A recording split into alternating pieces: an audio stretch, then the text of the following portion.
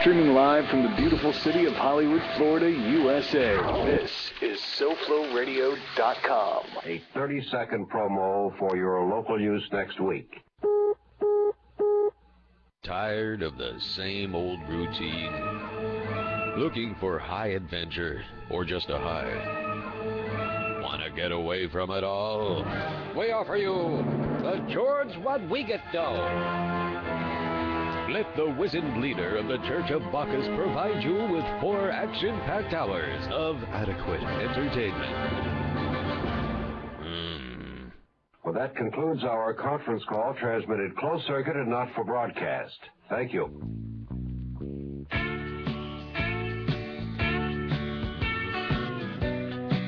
I just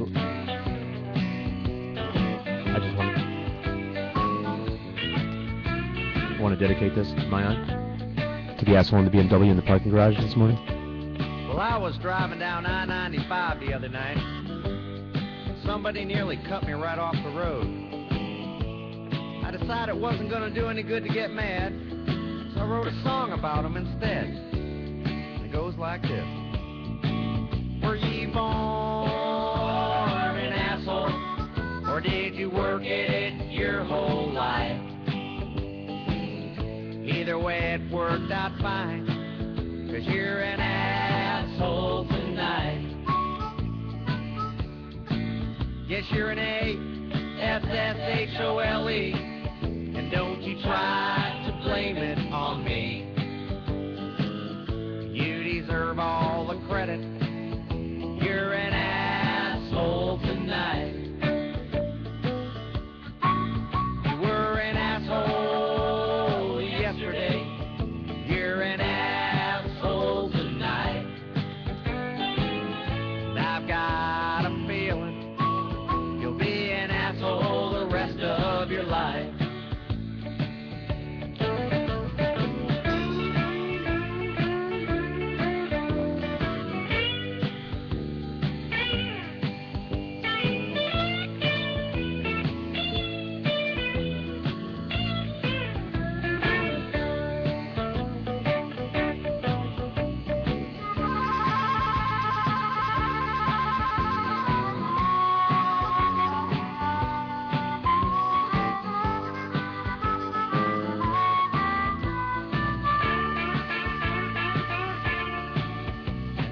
Talking to your mother just the other night. I told her I thought you were an asshole. She said, yes, I think you're right. And all your friends are assholes, 'cause you've known them your whole life. And somebody told me you've got an asshole for a wife. Were you born an asshole, or did you work it your whole life? Either way, it worked out fine, 'cause you're an asshole tonight. Yeah, I'm pulling in this morning, of course, every morning before showtime behind the 8 ball. Can't get up early enough, running around doing things. Had to call the bank this morning and straighten some stuff out and plead with them to lift some overdraft charges because I made a mistake. Oh, Wells Fargo says, no, screw you. So I'm running around like a crazy person. I pull into the parking garage. There's empty parking spaces everywhere, but those of you who've known, if you've been to the parking garage, you know that the overflow parking is you just start parking next to cars because everybody's got a parking pass, so we all feel entitled to park down there, even if there are no parking spaces. You just find a place to park. Well, this morning, and there are designated overflow parking spaces, like on the other side of the pole. You just pull up next to the one parked car, and then another car can pull up next to the other parked car, and you kind of create another row A phantom sticker. if you will. Yeah, asshole in the BMW, parking to where he's taking up 2 rows so no other person can park in front of him or behind him. Because he's really important because he's got a BMW. But what really set me over the top, and I'm going to get one of these little notepads. I want to get like super, super sticky, like our SoFloRadio stickers are so sticky you can't take them off. With a razor blade and turpentine, they're not going to come off. I want to get a super, super sticky sticker, bumper sticker, to stick on these assholes' cars. Right next to the bumper sticker that said, I'll keep my guns and freedom, you keep your change. Asshole. Asshole. Now I know there's cameras up and everything. Everywhere. So I wasn't going to key his car or knife his tires. Not that I've ever done anything like that. But you've thought about it. I think about it all the time. I'm thinking about it right now, actually. I'm thinking. I stopped thinking about sex for a few minutes just to think about doing something. Just a few minutes? Yes. This is how under my skin this guy got. Wow. That I'm actually putting sex fantasies off for like, I don't know, 2.5 minutes maybe. Seconds maybe. I haven't timed it. I didn't start the stopwatch from when I started thinking about this asshole instead of my penis for a little while. But that's how aggravated that he got me. He actually took my mind off of my own penis and on keying his car, doing something horrible to him. So screw you, asshole.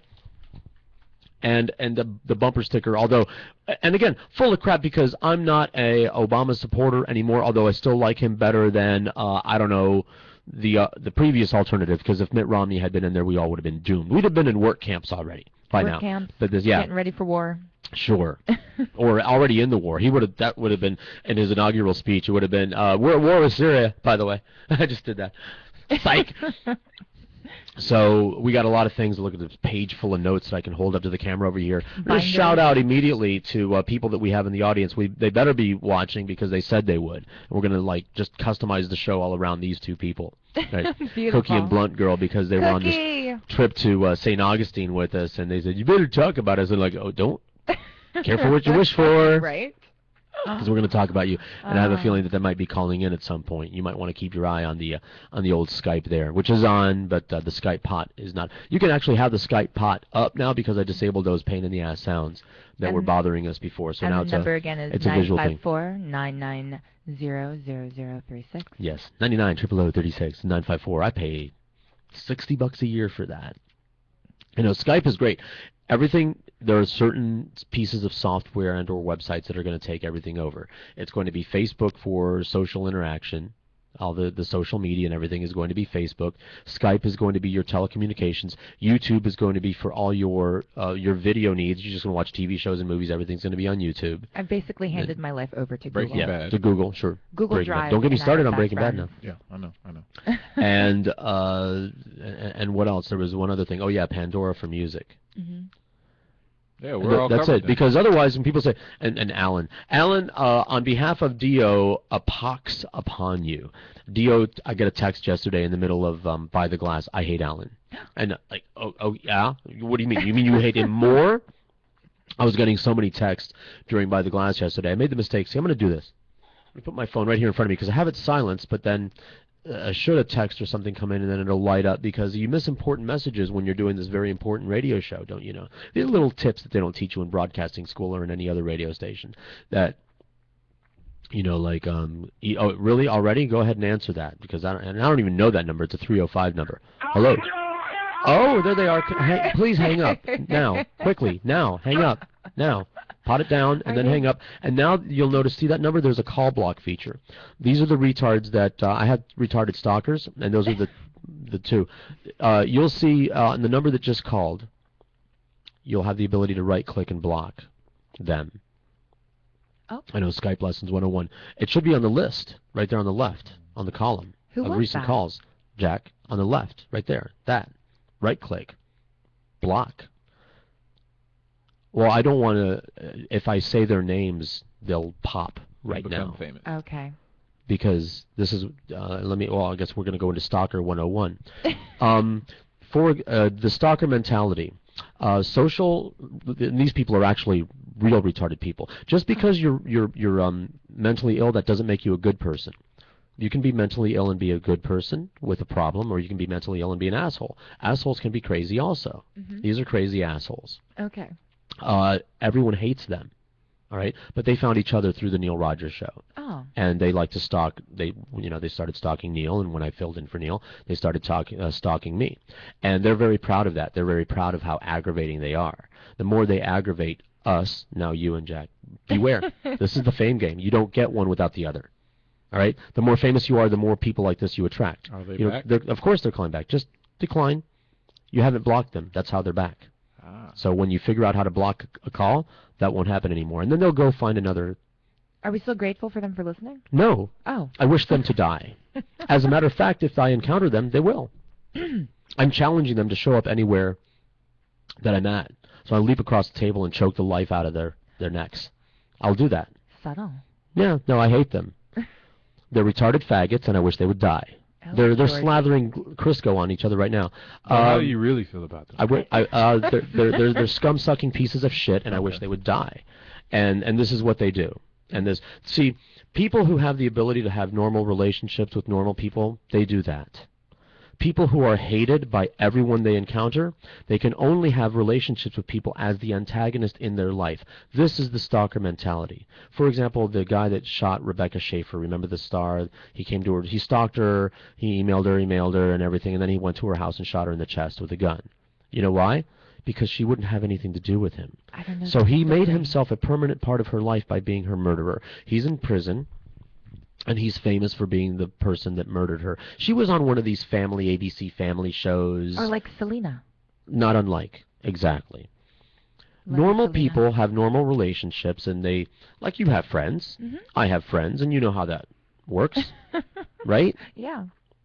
Well, when you don't have the ability, when you are so obnoxious that no one will interact with you, your only choice to have human interaction is to be the asshole in people's lives. And these two people have chosen to be the assholes in the life of whoever it is that they can possibly contact. Now, a radio show, because we gave the number out and invited people to call up. Radio shows do that. They give their number out and invite people to call up. So in a way, we're asking for it. Oh, These okay. people don't have anyone other than each other that they can call and talk to. We're the friends of the friend list.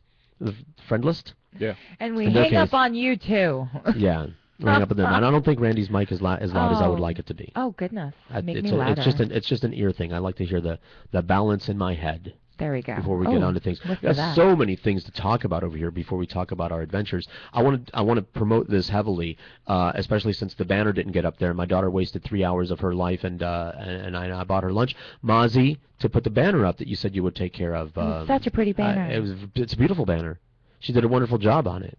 And I had her make adjustments and tweaking, and nobody's going to see it now because I have to depend on other people to do things. And that's becoming I'm getting more and more aggravated by the fact that the people that I depend on to do things, they don't do the simple things, the things that it would take them 30 seconds, maybe a minute and a half to do. But obviously we're not important enough to do that little thing. So the banner is supposed to promote the fact that we are going to be carrying the Strikers game on Saturday. Broadcast starts at 7:30 right here on SoFloRadio.com. The play-by-play by Bruce Silverman himself and some color guy that he knows. Awesome. That's going to be there. Some color guy? Some color guy. That's not you, Jack. You're the producer. Okay. He has his own color guy. You're the colored guy. Just checking. Okay, on the broadcast. And the powwow, Lewis and the powwow will be broadcasting from the game also. I think down on the front gate, or maybe in the bathroom, or in the storage room, or the equipment room, the locker room. Maybe the locker room show, the powwow. Powwow from Makes the locker sense. room show? Yeah, a new and exciting powwow live from the locker room of what is it? Now I can't even remember it. It was all right there. It was all right there on the banner. Now I'm gonna have to open up. What banner? What? We're wearing headphones. What stadium? Lockhart Stadium. There we go. Stadium. And I'm going to go there and be technical supervisor, I guess. I'm there to exercise Murphy. I'm just there to make sure that evil leprechaun Murphy doesn't show up. Am I at this event? I don't think so. I don't know. You can be at this event. Oh, okay. I wasn't thinking that you would want to be at this event because I don't want to be. No disrespect What? to this. You don't I wanna don't watch a watch sporting men event? play games. You don't want to watch a sporting event? No, as a matter of fact, because I was going to talk about, because part of the St. Augustine adventures had to do with how I like ants were starting to eat my skin because I was cooped up in that room, and I was starting to get really antsy, and I needed to start moving. That's one of the stories that Randy, I'm getting on myself, that Randy wanted to talk about, because I'm just, the older I get, the more aware I get that life is made out of time, and so I feel the passing of time as a sensation of pain. And if I'm not moving or actively on my way to somewhere, it pains me to be sitting still, because I feel like there's my life ticking away. Tick-tock, tick-tock. When I was younger, time to burn. It's like when you are young, you have a wealth of life and a wealth of time, and you're not aware of. It's like your bank account. When you've got $1 kajillion in the bank, you're not aware of how much things cost. You're just spending. But all of a sudden, when you're down to the end of your bank account, you start becoming aware of every little penny. And that's more and more, with every passing year, I'm becoming more aware of the passage of time, and it gets more and more itchy. It starts itching under my skin. And so, yeah, I would rather be doing anything else with my time, sitting perfectly still, than watching other men play games. No disrespect to the game of soccer, which I enjoyed playing very much in my day. I can't really run anymore. I hurt my hip. It hurts to pound run. That's why I skate. Mm-hmm. Besides that, I like skating. Skating is low impact. Ironically, I hurt my hip skating. Oh. So there we go. But yeah, if you would like to go to this event, well, we will make those arrangements, even though I already sent Bruce the list. But there's almost anything else. There's almost anything else that I would rather be doing on a Saturday night than attending a sporting event and watching other men play a game. Almost anything else. I just have such a big sports background. Okay, that's right, you do. I enjoy the live let me tell you sport. something in defense of myself. The making of arrangements for this event was a complicated whirlwind of activity that I didn't think that I was going to have to be as involved in as I have been. I really thought that that Bruce was going to handle all of this, and he's going to be calling in someone. Who are you talking? I really thought that all the details were going to be handled by other people, and all of a sudden I realized the details weren't being handled, and I had to handle a bunch of details. And it really didn't occur to me that someone would actually want to go to a sporting event, because I'm we all have our own perspective. We relate to ourselves. No, it's all good. But they're playing the New York Cosmos? Yeah, it's on that really pretty banner that nobody's going to see. Playing the New York Cosmos like the first time in 30 years. It's a rivalry, I understand. I got an email on the issue. There's some sort of a soccer rivalry going on there. Who knew? Everybody but me. That's who knew. You mind if I opine for a second? I would like to. Yeah, you're not as loud as I would like you to be in my head either. So. How about that? Is that better? That's a little bit better. Turn it up to 11. To 11. No. Right. But these go to 11. Crank it to the max. No. From what I understand, there is a iconic soccer player, Pele. I heard of him. Pele. Because he had sex with Chucha. Oh. Chucha. That's why I know about Pele. Well, you would. Right. Yeah. Continue. Well, he was a iconic sports star at his time, and he actually played for the New York Cosmos in the 70s when I forget the actual name of the league, but the Fort Lauderdale Strikers was one of the teams from this league, and like Randy said, it's a big rivalry that will be rekindled on Saturday when the Strikers and the Cosmos play. So big game. Okay, there we go, and I'll be excited on behalf of all of the people that are excited. And I'm not even a soccer fan. It's just Live sports. I'll be there watching the equipment, watching the levels go up and down. Great.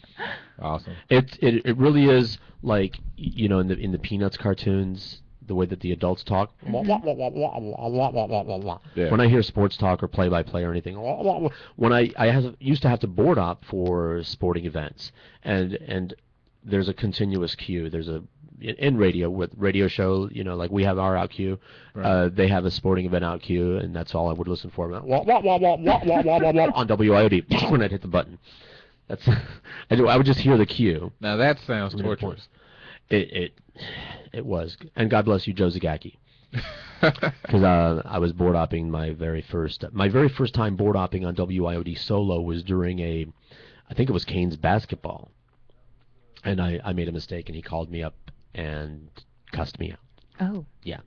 But then I learned quickly, and I did a stellar job, and every other time that he wanted to have a substitute, because I was a part-timer, anytime that his regular guy, whether for the show or for the sporting event, wasn't available, he requested me, because I'm conscientious and a quick learner, and I'll do that job.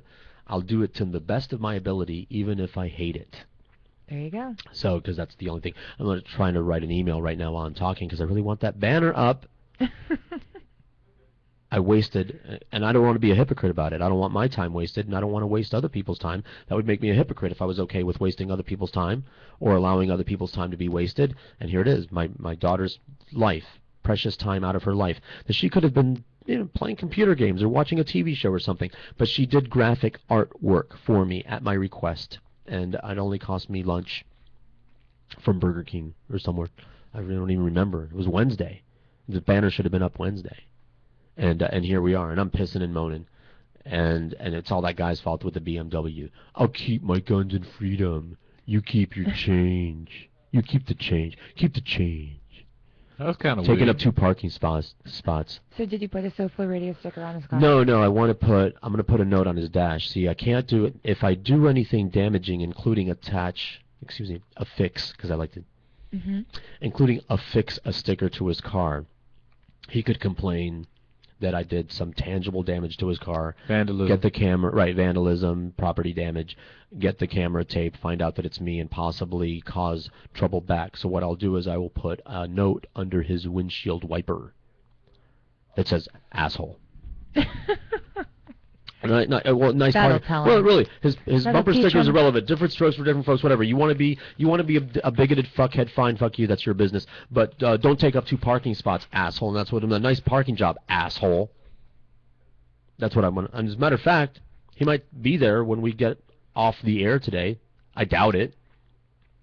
But I'm going to carry my little notebook down there, and if he is there, I'm going to get my Sharpie and write him a nice little asshole note.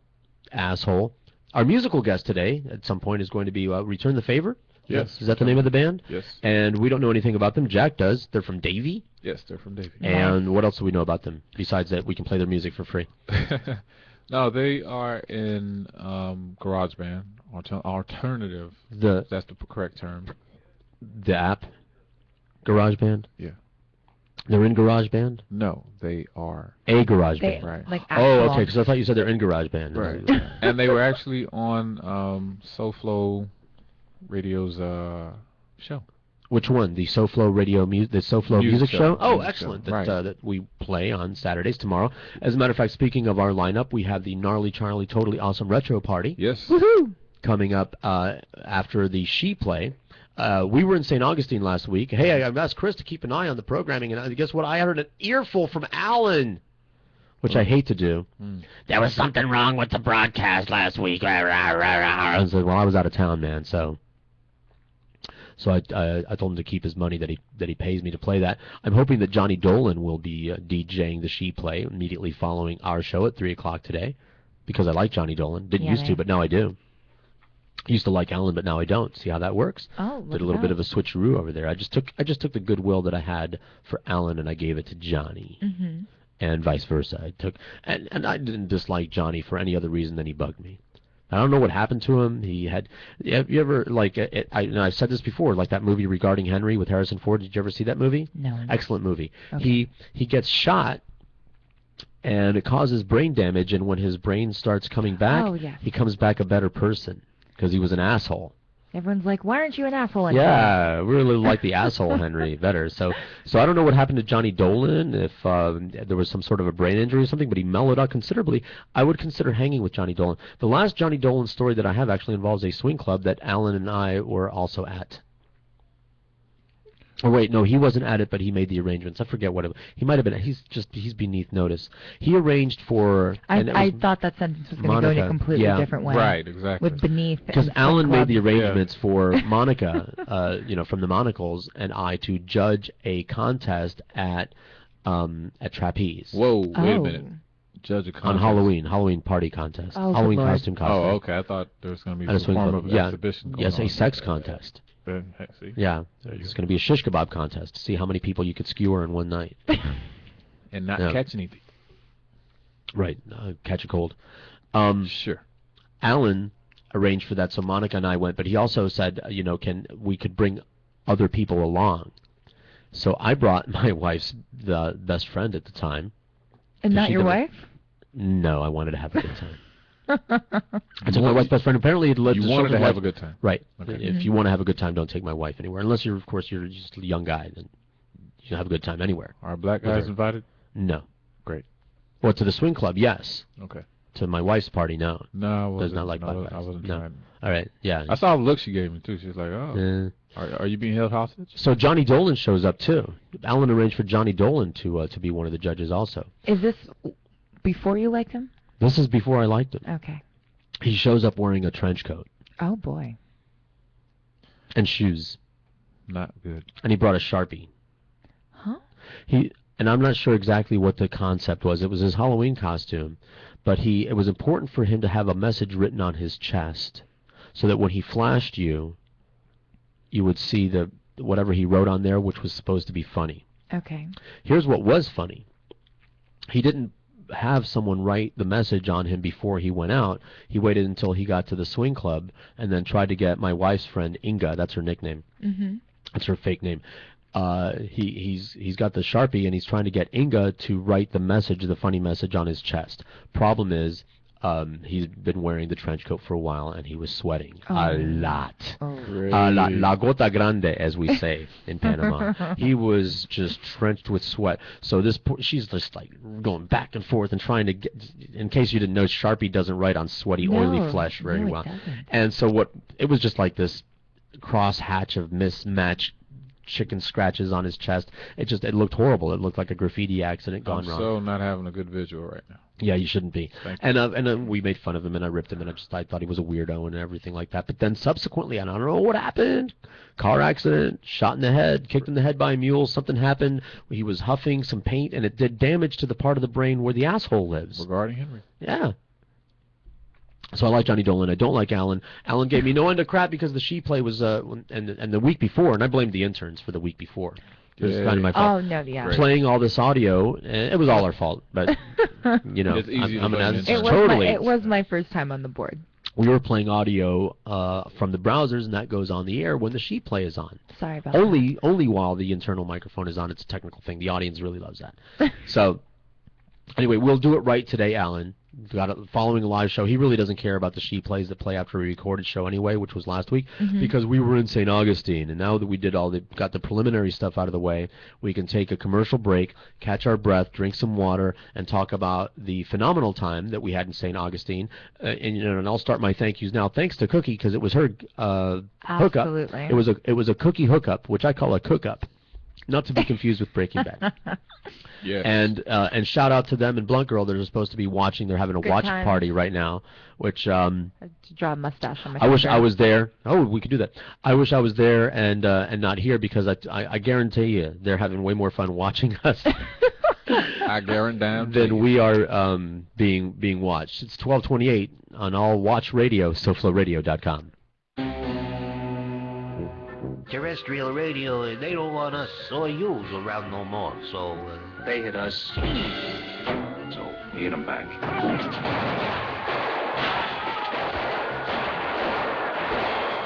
SoFloRadio.com. Have you ever wondered how you could make a difference in someone's life? What if you could help hundreds or even thousands of children? You might think it impossible, but it's within your reach.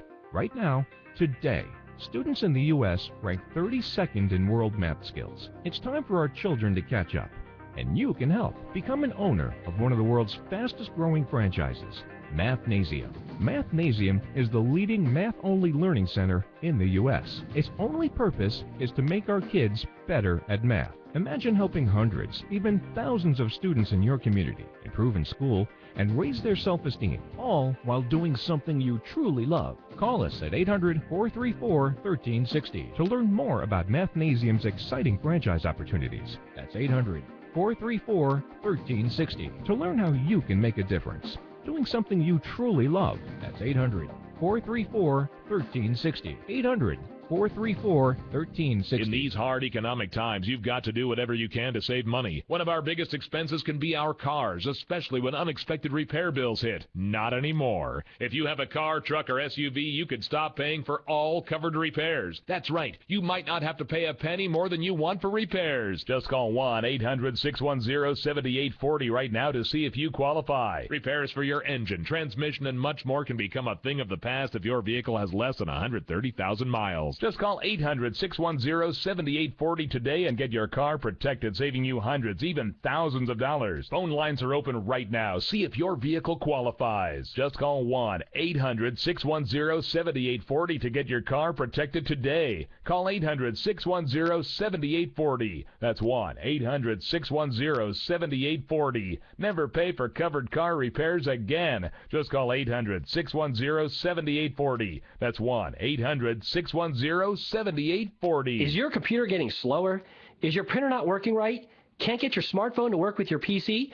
Or is the internet taking so long to load that it seems like the worldwide wait? I'm Luke Ford, CEO of My Computer Works. Every day we help people just like you fix their computer problems. We offer an affordable way to help you with your computer. It's fast, safe, and reliable. But you don't have to believe me. Here's what our customers are saying. Thank you so much for My Computer Works. I feel like I've got a new partner. They did just as they promised. They were very friendly, and I will highly recommend them to my family and friends and other business associates. You know, technology keeps advancing, and it's very hard to keep up. So My Computer Works is definitely a service that I can't do without. It's affordable, fast, and safe. It's My Computer Works. Just call 1-800-618-3090. 1-800-618-3090. That's 1-800-618-3090. SoFloRadio.com. Give us a call at 954-99-00036. Mobile users call 954-990-0036. And for those of you living in the past, call Butterfield 990-0036. Skype name SoFloRadio.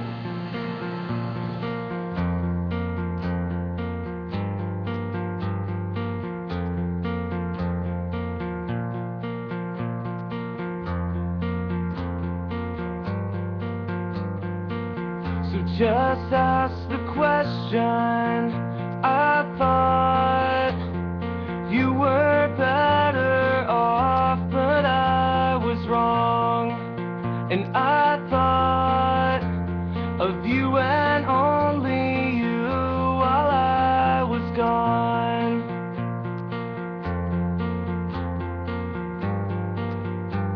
'Cause all I wanna do is take you home tonight, make you fall in love with me just for the night, take you on a ride with me until we see the light. Oh, 'cause the morning comes way too soon. And tell me, baby, what you like. We can take it slower, we can go all night. Tell me what it's gonna take to ease some of the tension. 'Cause tonight, girl, you have my attention.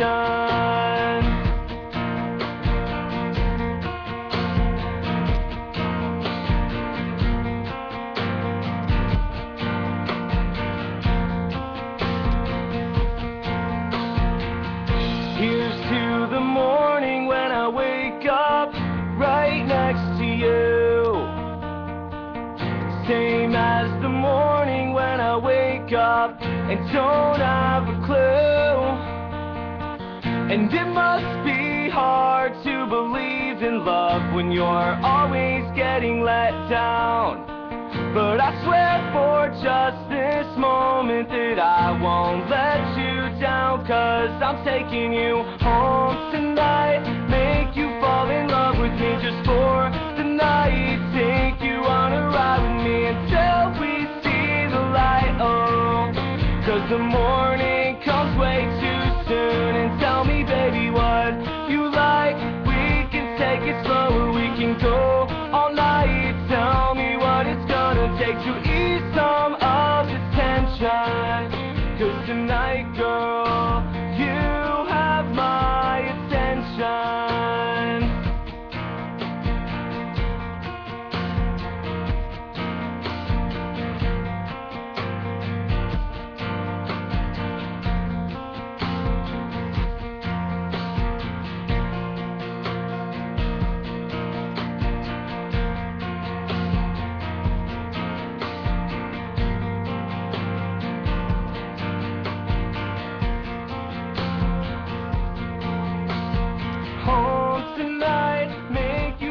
So let's return the favor. Thank you. How does this look? Does it work? Because I don't have a mirror. As we established, we don't have a very Spanish. Mirror in here. And this is why I don't wear a mustache. And people have often asked me, say, when I go a couple days without shaving or something, they go, oh, you look like, because the rest of my face is kind of scraggly. Like I have patches. Islands? I don't, islands of baldness. And on my face, too. And people, you could look like you could grow a really good mustache. Why don't you? And I say, because then I would look like a spick. I would look like Gomez Addams from the Addams Family. Exactly. No. So it was the or Ron Jeremy's twin or something. There's something like that. I could just do this. I could just hold a Sharpie up to my nose. I can look. Let me wait for the delay since I got the monitor going over there. How long is that delay? Wow, it's enormous. 40 seconds. And the delay too. 40 seconds. I got to wait 40 seconds to see my own face. Eternity. That is an eternity in radio. Well, I can go to the bathroom twice. 40 seconds. That's a skill. Look at that. Okay, there we go. Hey! And you're right. I'm getting high on Sharpie fumes right now. Seriously. Got to keep my finger away from my nose. So, how did we wind up in St. Augustine? I'm glad you asked. How did you end up in St. Augustine? Yeah, thank you for asking. I guess it was like the weekend before or thereabouts. Talking to my friend Cookie, she's like, "Hey, you want to go to St. Augustine?" And I'm like, "Well, yeah." And yes, she had to talk me into it, and she kept harping about, "I can't believe it took me so long to talk you into it." And defending myself didn't work with Cookie, and I tried.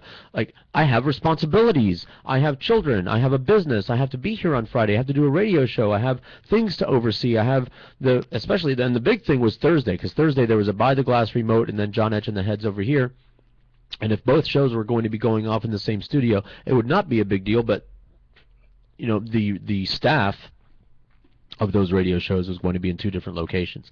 Dio was going to be, filling in for me for the By the Glass, because I normally produce that show.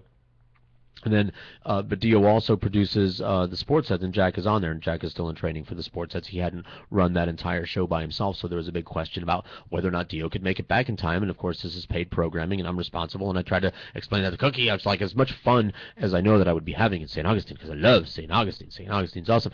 2-day crunchy rock festival. I don't know what else to call that kind of music. Crunchy rock, folk rock, acoustic-y. Crunchy, like... Mumford and Sons? Mumford and Sons. Yeah, a lot of acoustic stuff. They don't have... Well, they did have a drum on the stage, but when they were on Saturday Night Live, they had no drum. They were just... It was all strum, no drum. And that sucks, because black people like... Yes. There were black people there. And spits. Drums. What, in St. Augustine? Yeah. 3 black people the whole weekend, and I'm not counting Randy. Not counting anyone that worked in... No, I think I did count about 3. That weren't working. That were not working. 5, if you counted ones that were. Okay. No, there were a lot of black people working. Okay. Yeah, but as far as But I counted at least 3 patrons. 3. I counted 3. Well, you always have a small percentage that don't My like Oreos. Percussion. I like percussion. I like to hear. There were lots of percussion, but drums. There were at one time. There were drums. I just folky music. When they were on Saturday Night Live, they didn't have drums. That sucks. Yeah, I mean, listen, your microphone could be up a little bit louder too. I mean, one of these days, I don't know how you don't hear it in your head, because I do. If you're quiet and I'm loud, it's loud. The quiet is loud in my head. How about now? There we go. All right. So, 2-day rock festival, and Cookie says, "Hey, I got this deal," and I've never heard of this thing. I mean, in radio, there's a lot of events like this, and I've heard of these travel packages and everything, but I'd never heard of this particular company. What a great company. I want to go work for them. Love these people. Yeah.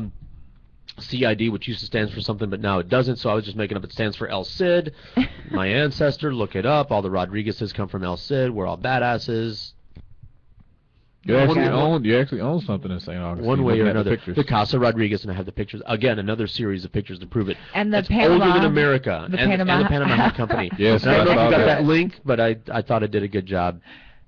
Yeah. Propping that. It could have been more perfect, but of course we were walking and people were like, "Come on, you people stopping and taking pictures," and that's how that goes. So she says, "Yeah, there's this thing. We got to. I don't know exactly what we have to do, but work for this company. They give you $150 a day.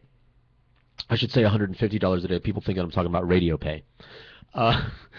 And and you get this and you get that and some free rooms and who knows what else and some swag and she's done it before, and I'm like, I really, really want to do it, but I didn't think that I was going to, and I said, all right, I'll do it, and then I found out that to buy the glass was going to be remote, and I couldn't do it, and she goes, you better do it, because I already told him you were going to do it. She doesn't sound like that, but this radio show, Cookie, got to sound like something, got to do a voice that's different from mine, and I don't know. If you do an accurate, like when Phil Hendry impersonated me, and by the way, I'm still working on that. It's technical people have the email. I'm emailing them back and forth. You know, nobody cares about you as much as you. That's what I'm finding out. True. Mozzie, could you put the banner up, please? My daughter worked really hard on that banner. It's beautiful. I'm just going to put it up after the fact and go, hey, here's the banner that you would have seen.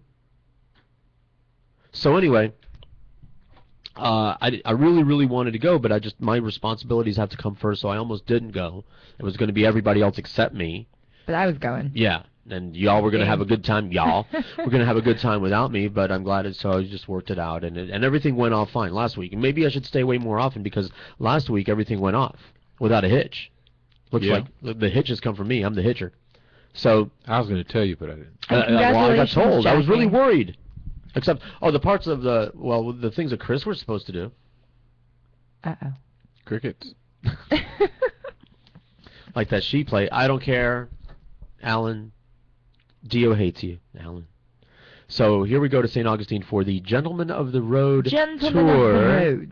I didn't even hear about it before. Where do they advertise that? I didn't hear a word about it until Cookie told me about it.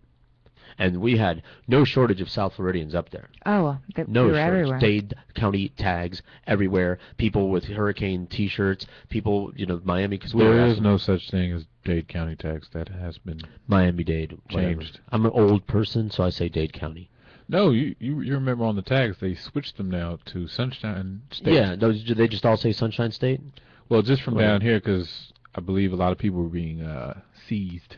Their cars are being searched because of a certain perception of cars that come out of Dade County. Yes, profiling. Right. Oh. That's why if you the 80s. If you don't want your car searched, get one of those Choose Life license plates, because they think that people that are anti-women's rights don't do drugs. What about like the manatees? See, manatee equals crunchy hippie, which means there's weed in the car. Oh, okay. Yeah, all right, so you don't go. get You're the going to be manatee thinking about these things, plate. thinking ahead, always using your noodle. Use your noodle. So Life, anyway, that's thank you, Cookie, thank you, and for not only for the hookup, for applying pressure. I didn't want to let now all of a sudden I'm going to let one person down or the other, and one of the people that I didn't want to let down was myself, because I really wanted to go away for the weekend. So maybe we should go away for the weekend. Yeah, please hit that. No, you can't hit it too soon. Hello, SoFloRadio. Hang up now. And block that call, and they'll keep making Google. Who was that? That's the retards I was talking to you about. They'll do this all day now. Okay. Don't give them your number and don't humor them. And again, guys, just show up wherever we're at. Our address is 1926 Hollywood Boulevard, Unit 309. Just show up and watch the fun. We've got 3 stories to throw you down. Splat. And lots of I cameras. promise that if you show up at our studios, I will throw you off the balcony to your death. I promise you. I'll zap you with my stun gun and then throw you both of you fat faggots to your death. Anyway. Wow. So, we went to St. Augustine. It was a wonderful road trip. Of course, like any kind of road trip, made the arrangements. And George, thank you for introducing me to my new BFF, Cookie. Cookie, she's great. We were 2 peas in the pod. It was fantastic. You were peas in the pod?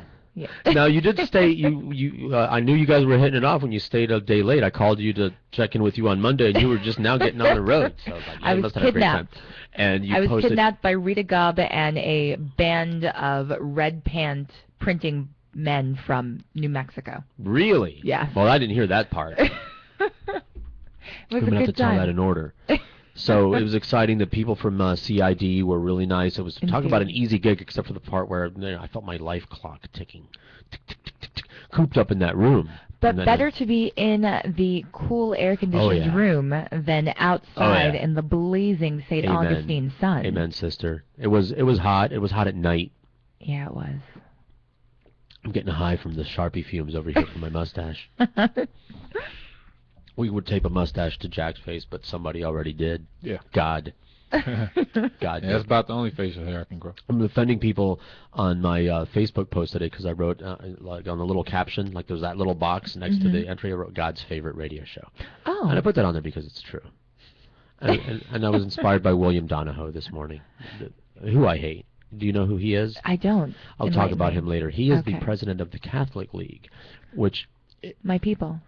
Right.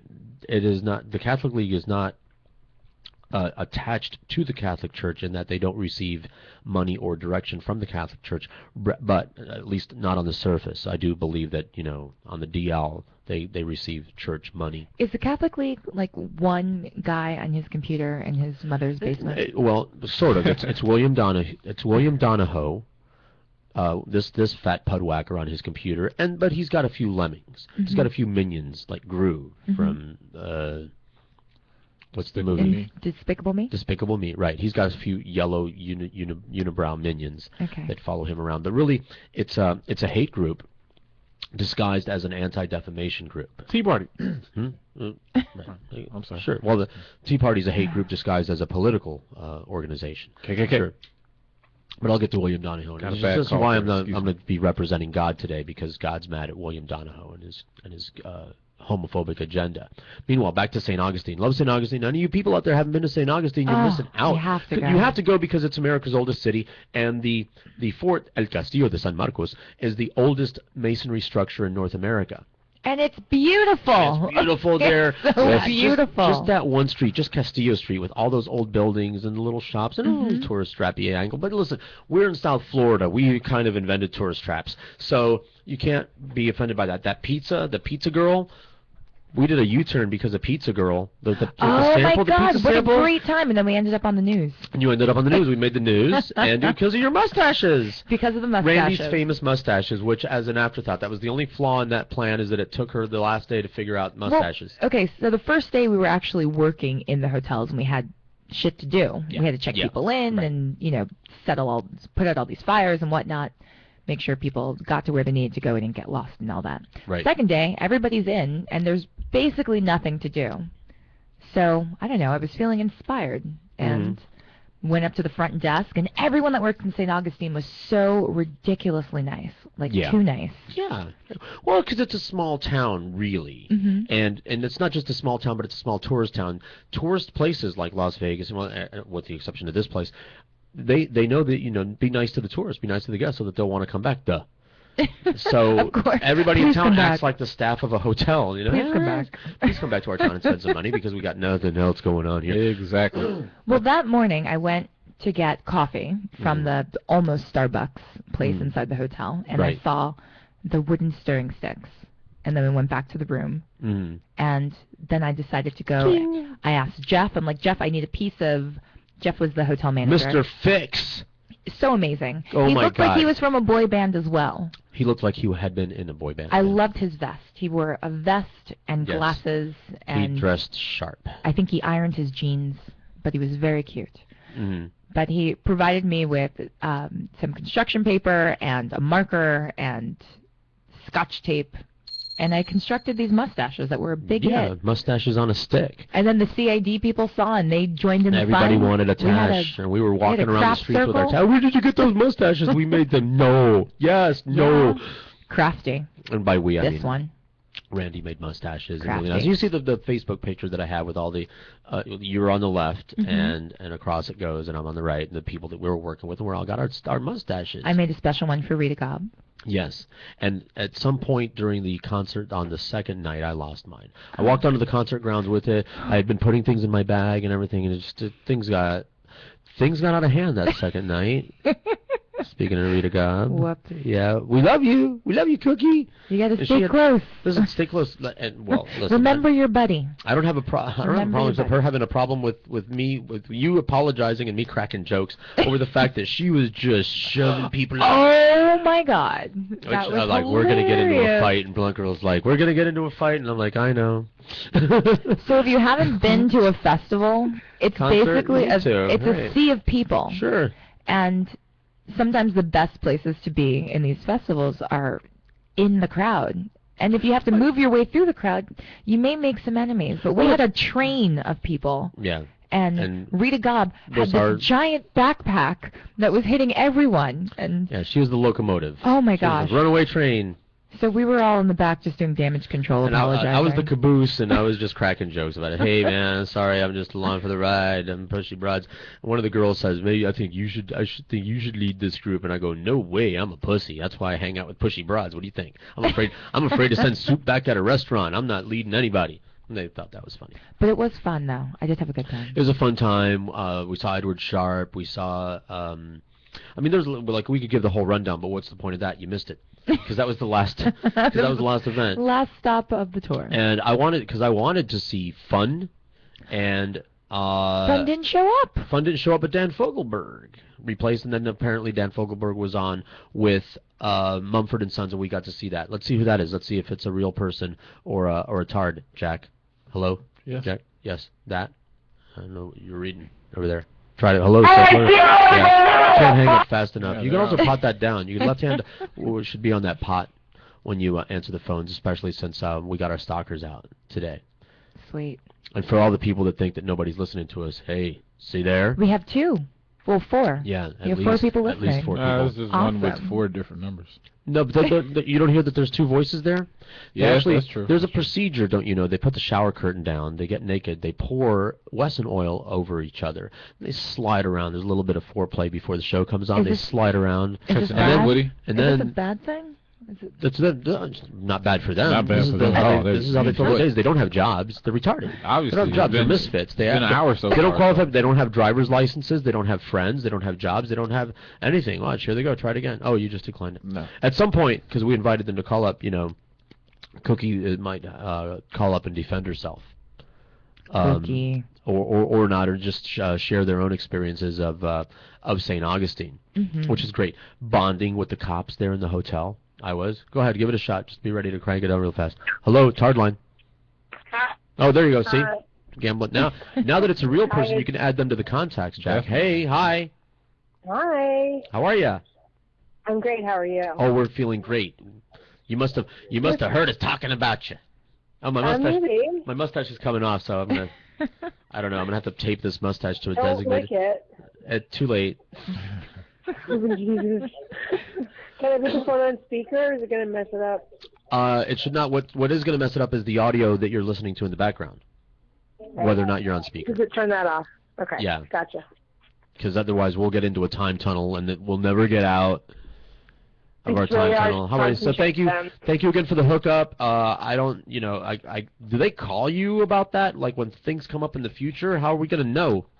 They've had me set up a few crews for a couple other events also, so Julia usually emails me, and then I spread the word and get people together, and then I can get a hotel usually and make it work out. Great. Well, it was a fun time. We had great times, and I haven't even gotten to. I mean, I wanted you to call up and share any of your experiences before I got into my favorite story of the weekend, Michael, the singing bus driver. That's my hero. Oh, I don't even know. I can't go first. Don't make me go first. Ariel, you go first. Well, we already started. What, you want Blunt Girl to go first? Yeah. All right, put her on. She's here. Oh man, no, George, you tell it the best, so go right ahead with the singing bus driver story. I can't, but since you got. That was also one of my favorites. No problem. I didn't know if you had anything different for that, but it's a 2-part story. Well, everybody, it's a 3-part story. I feel so set up. I'm unprepared to tell a story. Well, do you have any stories that to start one that I could share with? While you're on the phone, hey, my crowd knows all about me. While you're on the phone, you might want to share a story that we don't, because me and Randy, we're gonna talk about everything that we experienced. And watch the video. There's a did you bring the camera? It's in the car. Okay, good. I need to get that today. Cookie, why don't you tell us about Anastasia Park? And I'm so proud of you and all that super exercise that we did. I wasn't there for that. Oh, that was awesome. We dragged the bikes along, which was very interesting. It took us like an hour to put the bike racks on and to get the bikes loaded. And we ended up, the last day we were there, getting ready to go home. We're like, let's go ride our bikes. So we paid to get into this beautiful park. We drove over the Ponce de Leon Bridge. It was absolutely stunning. And then we get into this park, and we're pushing against the wind, and it's a good ride. come to find out, we paid to go in. Oh my goodness, it's the most beautiful place I've ever seen. Sand dunes everywhere, turtles everywhere in the road, on the side of the road. It was just the most beautiful thing. We did about 9 miles. We also did like a bike. The bike path was cool. Well, the path we walked the bikes, I should say. Yeah, it wasn't actually a bike path, but we made it one. I like that. Improvised. We added resistance. Very good. I saw some of those pictures, Randy, and I didn't post any of those pictures. I put them up so that you guys could share. I think Randy should post them on her own page. Thank you. And I don't even know what you were the posing, the voguing on the seawall. What do you call that routine you were doing? I don't know. I was yoga everywhere is what I'm calling it. Okay. I don't remember what the position is called, but basically you put your hands above your head. Yeah. And you go sort of down into a plank position. I ended up doing that everywhere. I did that. I did it at the bridge. I did it at the park. I did it at the Chick-fil-A on the way home. But I have all of these pictures of me in this yoga pose. I'll post them. The park ranger lady, and she wouldn't let her. Oh, okay. That's wild. But those are some really good pictures. I was taking the one of you, and I don't know what that pose is called, the one where you're like planking and like leaning forward. We'll call it planking. Blunt Girl was walking back with more free drinks from across the street, which was great. What was the name of that bartender? Melissa. Yes, Melissa. Melissa was great. It was great. We got a lot of free things. So she's walking across the street, and my body was blocking your support leg, so it looked like you were flying. And she comes up and goes, "What's Randy doing?" She's like balancing on the beam over here. Was she laying on the chain? It's magic, bitch.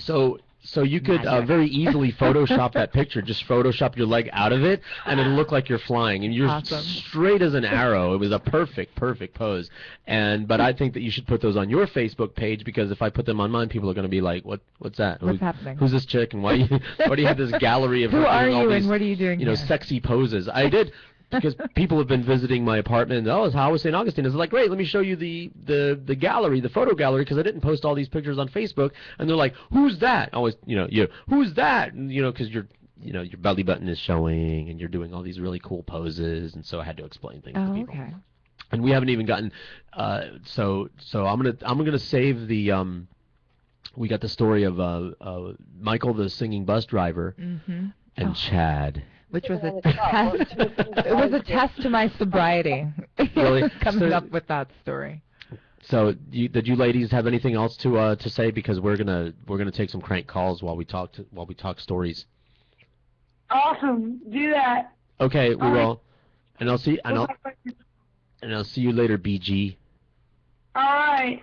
All right. Bye. Have fun with Cookie. You guys are. I wish we were having as much fun as you are right now. Yeah. Yeah. All right, bye-bye. Cookie and Blunt Girl, part of the St. Augustine adventure crew. Yeah. Team there. Yeah, it was a good team effort. And again, this is why the whole back and forth with Cookie and the bike racks. We can put the bike rack in your car. I'd rather not. I want to be able to get access, because I'm opening and closing the back of my car a lot, and it's just I knew that been there, done that. Daddy man. With the family and the kids and everything, experience with bike racks and vacations and things like that. And I like to be lean and mean, man. I like to be streamlined. I got to keep moving. Yes, please. Just please, that's contacts under Cookie. As a matter of fact, just so you know, Jack, anytime, like whether it's By the Glass or Sports Edge or something, when a designated caller calls up, I add them even if I don't think that they'll ever be calling the show again. They're just there in the contact list, part of the library. So just in case they call. You never know. We have had repeat callers and repeat guests on these shows. For example, Beth Sadowski, the olive oil queen from iHeartOliveOil.com, who was on the show last night sampling some of the new olive oil. She's got her own line of olive oil coming up. Yeah, go ahead. That's going to be one of those people. You're going to block that right away. Hello, SoFloRadio. Yeah.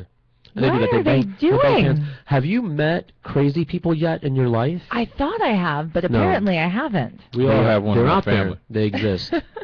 Yeah, I think I might be it for my family. In my family, it's my mother. Really, you might be it? You crank call people and bang pots and pans? Oh, no, I don't do that. You need to go to crazy school. Yeah. Oh. I got to up the crazy bit. You're an amateur. Nothing. We're coming up on 1 o'clock. So we're taking breaks every half hour. That's fine. We're going to have some more music from Return the Favor. I'm going to run to the restroom. I'm going to come back and tell the story because you're all part of the story. It's one of these stories where things are happening in different places and it all comes together to make for a very interesting plot. I'm going to go ahead and write the screenplay. Bad luck is good. Yeah, by the way, that would be great that St. Augustine weekend would have been a movie. Would have maybe embellished just no. It sounds like it is. No embellishment needed. There wouldn't have to embellishment. There was St. Augustine weekend. There was drama. There was laughter. There were tears. It was just there were tattoos. Everywhere. There were tattoos. Yeah. There were spaceships and planking and planking. Oh, and twerking. And twerking and oh my God. No. By the way, something. No. I hope BG's still listening. There's going to be a twerk off tonight. She doesn't know she's going to be in a twerking contest tonight. Oh. There's a Derby Girl event. There's a Derby Girl event. I want to promote that. As a matter of fact, I'm going to try to get one of the Derby Girls to call up to promote that because it's a little bit of a fundraiser thing that I'm going to be at. Hey, the retards, come to this Derby. Oh, please come to the Derby Girl event. Oh, the beating. I'm going to have the entire team beat them into mush. You know, you kind of subtly have made them famous by giving them a name. Too late. See, I'm not using their actual names. They're already way more famous than I'm making them right now. So when they were on the regular show with the Neil Rogers show, their names were spoken a lot, and they want to continue that. So I'm taking their names away. So I just got to prepare myself when we go on a remote. 2 douchebags with a sign that says, "Hey, we're the retards." No, they won't have a sign. They're not. It'll be obvious. Oh, okay. They won't need a sign. It's us. That'll be from across the way, from across the football field. Like a stench. Yeah, exactly. Remember you saw Sin City? Yeah. That yellow bastard? Oh, the God. stench. Yeah. Yeah, like that. The one that got his balls castrated. Listen, you can be upwind of these 2 assholes, and you'll still stink. They'll still stink your. They'll stink. It's 1 o'clock on All Stink Radio. SoFloRadio.com.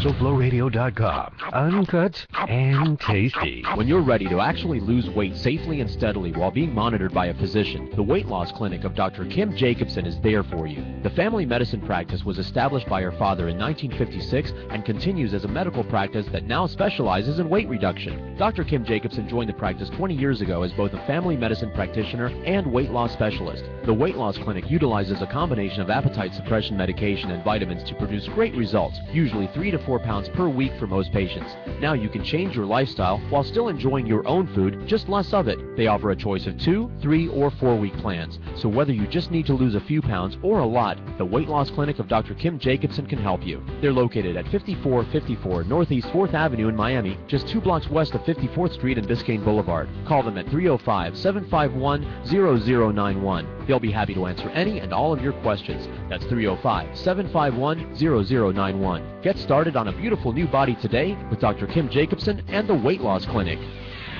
We're rewarding you for something you already do, listening to us. It's Radio Loyalty, and it's an easy way for you to get free stuff. All you do is sign up. Go ahead and click the banner now. You'll earn points as you listen. Points you can trade in for great products and services in the Radio Loyalty store. You can earn even more points when you share your favorite station with friends on Facebook and Twitter. Radio Loyalty. It's free to sign up, so click the banner to join now. Join the club that gives you stuff. Hey, thanks! Radio Loyalty. Here's how it works. Just click on the Radio Loyalty banner right now and sign up. Then, you keep on listening like you already do. But now you earn points. Those points add up, and you can trade them in for stuff in the Radio Loyalty store. Earn more points by sharing your station with friends on Facebook and Twitter, answering surveys, and by using the apps in the New Players App Store. Pretty simple, right? Radio Loyalty. Click that banner to join now. SoFloRadio.com. Give us a call at 954-99-00036. Skype name SoFlo Radio. Mobile users call 954-99-00036. Skype name SoFlo Radio.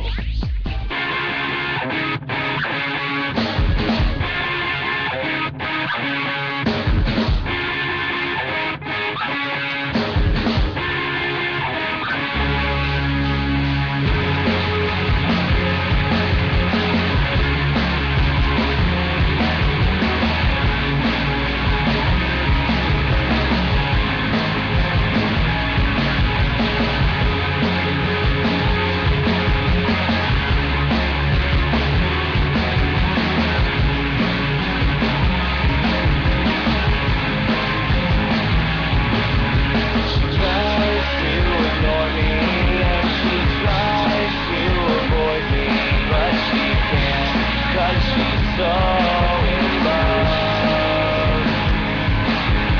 With every day that passes, I get more and more distracted, and I think I feel the same way she does. 'Cause only she can see fire in my eyes, don't burn as bright without her. I'm burning up right now, don't try and put me out. I've been waiting for this to come back around. Take to this right now, you and me leave this town, and we'll escape all that holds us down, and we'll be there 10 feet off the ground.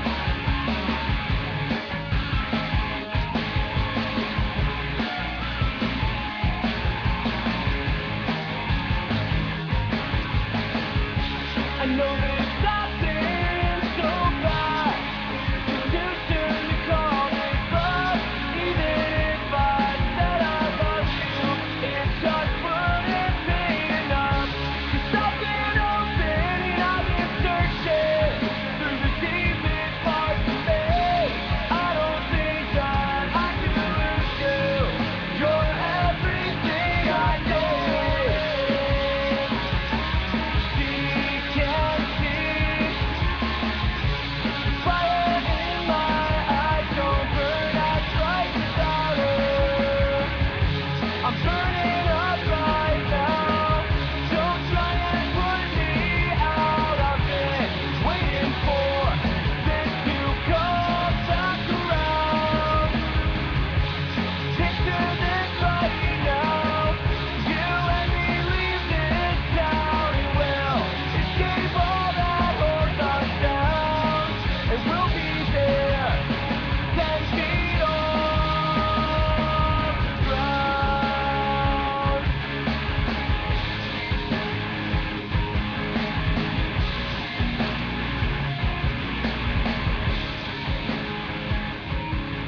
Good thing I had this little cup over here.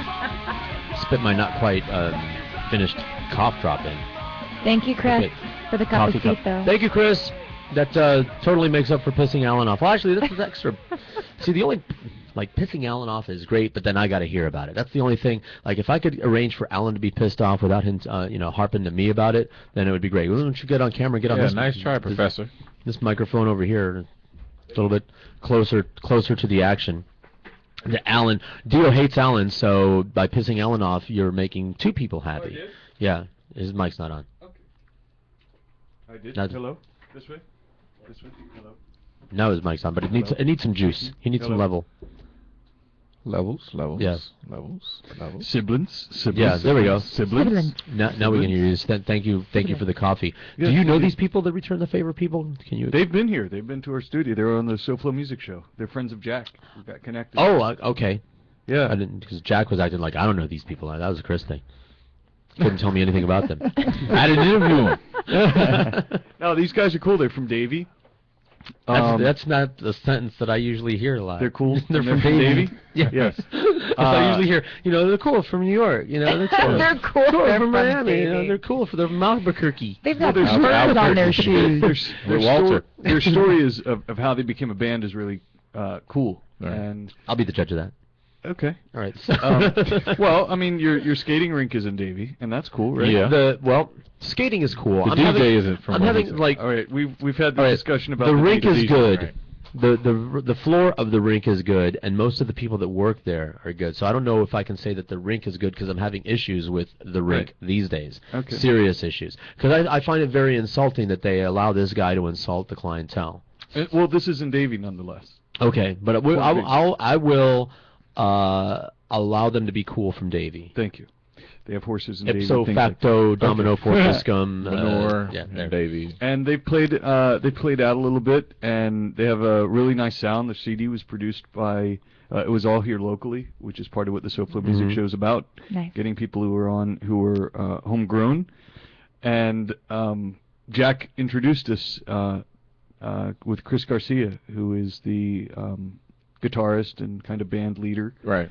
And there's a drummer who's really amazing. I got to see him play at the Poorhouse in Fort Lauderdale. Right, they performed recently. Yeah, and the drummer goes into a zone. It's crazy. And there's a whole story, like he got into a motorcycle accident in like 90 days, like really messed up his... I mean, you're a drummer, you need all your parts. Yeah. Extremities, yeah. The Def Leppard drummer. Okay. Yeah, true. Yeah. With the one arm. With the exception of... Yes. By the way, not as good. Not as good with the one arm. Yeah. As he was with the two. A lot of technology. God bless him. God bless him. Continuing to drum with one arm. Fine. He did a fine job. Yes, fine. Not as good. Perseverance. A lot of innovation because of that. And helped a lot of other people who didn't have limbs to be able to play drums. By the way, you want to hear something really insensitive? This actually happened. From you? From you? Yes. No. Yes. This actually happened very recently because of the whole the one arm thing. And I don't know where it was. It wasn't on the St. Augustine trip, but it was on some, I don't know where I was. It was some trip, a rest stop somewhere, not a standard public restroom where I was at, but I was the only person in the restroom. It might have been a Wendy's or a Burger King or something, but not a McDonald's because I don't go in there. Anyway, I'm getting ready. I'm washing my hands and I'm getting ready to go out, and I'm just getting done in the sink, and I'm reaching for the paper towels to dry my hands, and in walks a man with no arms. This younger man, like late 20s. With no arms. Awkward. Now, my brain works really, really fast at times like this. All right? So I didn't complete my hand drying technique. I just threw the paper. I pulled the paper, just started drying my hands, and this guy walked in. I just threw the paper in the garbage and ran out of there really quickly before he could ask for help. Oh. Because I'm not that secure in my sexuality. And I don't want to touch another man's. Yeah, Johnson. Does that make me bad? Because I don't know. My guess is he had it figured out. I don't know. That's a lot of assuming. I'm thinking like Chris that he probably has it already figured out. But just in case, hey buddy, could you start me? No. Like when I ran out, like when you said, "Hey, you can go on without me." Bam! Gone. I left skid marks. I don't like to rush. I like to take my time. These are things that we learn in life, George. Well, I don't like to rush, but I will. What if after being cooped up in a George, room, what if he just needed assistance with the door? That was it. Okay, I didn't want to roll those dice. It's a door. No pun intended. I do it for old ladies, and I didn't want to spin that wheel. I helped a man with epilepsy. No arms. None, zero. Like not even nubs. They were because he was wearing a short sleeve shirt, so there were stumps hanging down. Wow. So I could see that they were just, it wasn't like he had his arms behind his back or anything like that. I saw the stumps and I was like, I know where this can go. And I know where I'm gonna go. I have a sound effect for that in here, like if I could find it. The cartoon exit. That's a Roadrunner. Yeah. Oh, it's so anyway, back to the motorcycle, back to the band. There's a big wreck and the guy's okay. Oh, so yes, he's fine, and he's amazing. He's a drummer. He's great. Bass player is a golf pro, like a PGA golf pro. Wow. Okay. And then Etch will love him. Oh, he was here, and John was here, and they bonded. They did golf bonding. I don't know how that. Well, they introduced each other, and they bonded over They talk balls. about balls. Indeed. What kind of balls do you like? And Mines. But these are songs. The reason I appreciate it is being someone who plays music and who composes. Is these are songs that didn't just like happen like in 6 days or 8 days. These are songs that evolved over years. Like one of the songs is the guy started writing it 10 years ago, and finally it's happening. And for them to come together as a group and just be just to have a band that gets along and enjoys each other is tough. And these guys connected with other folks in the community, and it has a very South Florida pop rock appeal, which is what Zeta used to really be like. It did remind me of that when I was listening. It was very much like Newfound Glory and things like that. But this is a different. It's obviously a different group, but same sort of feel. These are the guys. They listen to those guys, so it's influenced. But it's nice to bring that music back around because it's fun. We have no rock station here. We do not. There's no rock station anywhere, it seems like. What is that? Rock? It's not rock, paper, scissors. Rock and roll. Something with a guitar. Typically a four-piece band. 2 guitars, a bass, and some drums. Really? And vocals and stuff like that. They usually have verse, chorus. Instrumental, bridge, diminished thing, return. chorus one more time, repeats, fade out, like that. Or typically in a rock song, it's a cold fade. Such a novel idea. With a guitar at the end. Such a novel idea. Isn't that a sustain or something? I don't know. I don't know musical terms. You're the classical music. Well, that would be a sustain, but in radio terms, that's a cold fade. Cold fade. I see. That's how we would. They don't have sustain. We're not radio folks who are who play music don't know a lot about music. Right. And so they don't even know. They wouldn't know to put sustain in as a code. You have either fade, cold, or cold fade. Yeah, no, that's way more than we had. We had fade or cold. Fade or cold. That's it. That's good luck segueing. That's it. That's so these guys have played around town, and they're still learning. They're still growing, and they have an EP out called Picture This. It's on iTunes. And we had them on the SoFlo Music Show a few weeks ago, and they're great guys. Really nice guys. That was rock and roll. That is rock and roll. The song is. It actually is rock and roll. Right. That's why I played it, because it's kind of. As far as rock stations in the northern and western part of the state, like Tampa and Orlando and Jacksonville, they have rock. Okay. They also have country, but they have more than what we have country here. like just pop now? It's with it's a rock little bit more guitar. they when I went to Nashville, the artists there they were called, country clubs, but they're all like wannabe rock stars. Wow. And a friend of mine was like, I'd love to be a rock star, but I have a twang. Yeah. So I didn't stop the Eagles. I blame Garth Brooks for that. Remember his alter ego? Chris Gaines. Chris Gaines. Oh, that was horrible. That was a horrible. Why'd you have to take my first horrible name? idea? Why'd you have to do it? Well, I had put shame to us, I Chris. suppressed that. Never to remember. Well, he's the godfather of all this. But that's a good story though, because there's an example of a bad idea exploding or imploding or whatever. They actually scuttled the movie because people hated Chris Gaines so much. Oh wow. He created the Chris Gaines character for the movie. That was the star in the movie, and he was going to promote the movie and create buzz for the movie by going out there as Chris Gaines. Right. And he sucked so bad and bombed so bad as Chris Gaines. I remember, wasn't it on SNL? Ladies and gentlemen, Chris Gaines, and we're like, what? What's that? What's going on here? Is he wearing a wig? The answer was yes, he's wearing a wig. Maybe we could have a segment of all-time bombs. You have that debacle. You have what was the Kevin Costner movie? Leave it all dead and buried. Waterworld.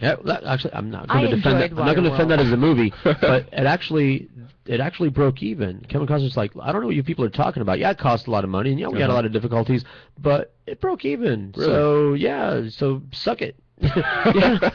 And not only internationally, and with the DVD sales and everything, it did okay. And I thought it was fat. It was longer than it needed to be and a little bit overblown, but it wasn't the worst movie I ever saw. I was like, okay. I mean, to associate it with water.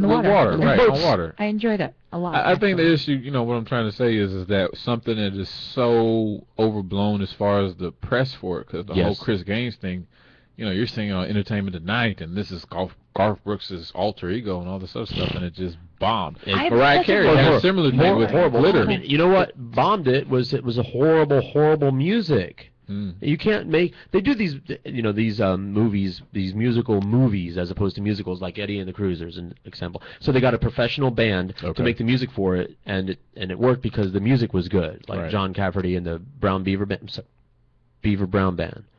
Isn't that the name of it?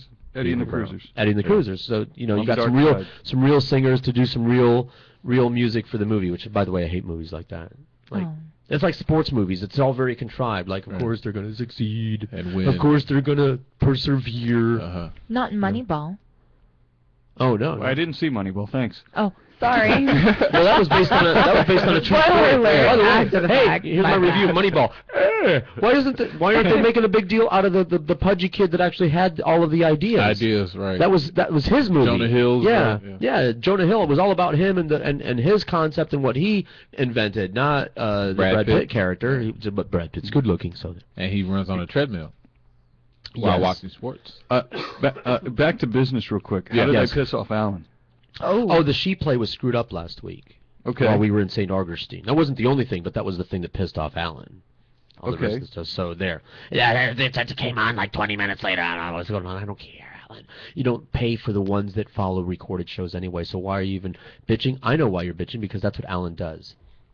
Alan is very much like my mother, a creature of perfect wrongness.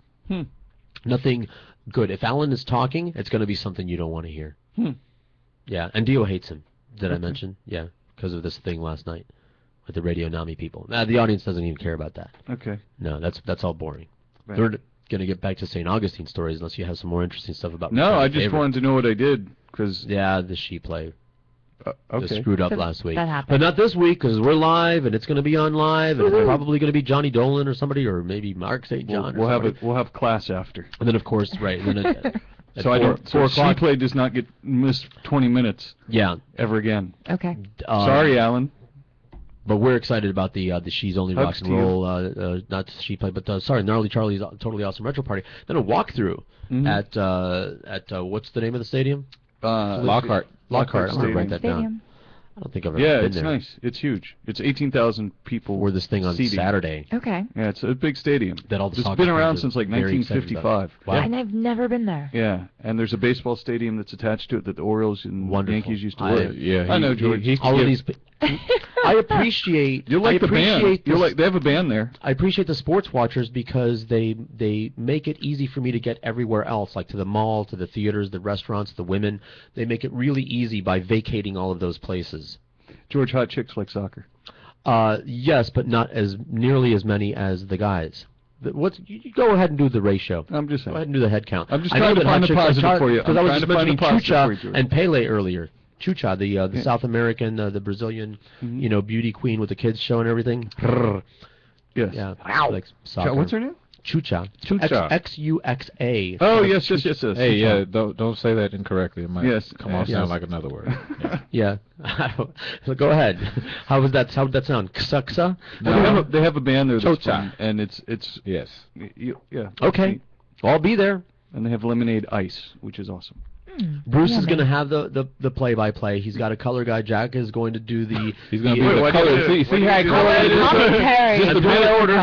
I'm just going to be looming. That's my job. Is I'm going to be in the booth looming. And we ordered headphone things. We did. We should probably bring them in for visual aids. $200. Yeah, we get the box right over there in the kitchenatorium. Does the color guy get to wear that? Yes. Okay. And you too. The color commentary. There's an open box over there. I mean, there's just a free box that's on. Yeah, there it is. Really nice headphones that we're going to be using for all over the remotes. John etching the sports heads. By the Glass, they usually do a remote a month. Etching the heads do a remote a month. Look at these. New equipment. Good stuff. Smell them. That's how you know that. That's how you know they're good. Is by the smell. Eat your heart out, John Madden. Oh, they wow. smell like high tech. Yeah.